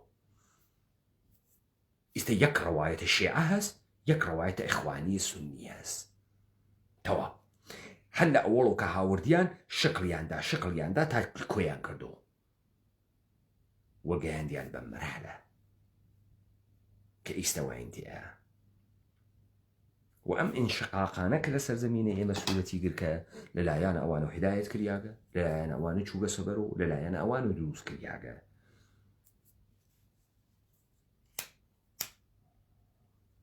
و ئێمە ئەمانمانە بە وردی مەترح کردگە و ئومیدوارم ئێمە توانی وێتمان بالئەخرە خۆ فکر نەکریا خۆنچت نەنووسریا خۆ فکر ناکەینەوە چون نەخۆشمانەکە فکر بکەینەوە قفڵە ئەقڵمان بکەینەوە هەڵمان خراوەکە بە هەروە لۆکوێ من مەجبورم تیکە شیکەمەوە مەجبورم هەردەفە دیبێتی بکەمەوە بەحسێکی شیکەمەوە کەسێکی تر نییە خۆوابازیکە خوانەکە گەشتی قەرقە لە شەهەواتە گیری کردگە یاوا لە خیاڵە حۆری و عینە ئاسمانگۆ یا خیاڵە فاحشەخانەکانە پاتایە ئەوێنیت یا سکیداگەسە حەسان بۆ وەڵمە گۆشتە ئانە و ئیعانە مەشکول لە ڕێی کەرەم فڕێبەن بۆی کەس فکر ناکاتەوە لەم سەرزەمینە کەس بیر لە دەسەڵات ناکاتەوە چوزانی کاورە دەسەڵات چیە سوال ناکات لە خۆی 1 ملیۆن داستانە ئەلەکیان کردگەسە پاچەی نەیفەهمیگە ئیستا گەرەکتە بفەهمی ئیستا کشتی حملە حەزەکە حملەی ئەعراب و بڕاستی و حملەمان پێکریاگە و یەک مزگەوتی تیانی ئەم سەرزەمینە یەک مزگەوتی تیانیە لا يا أخوة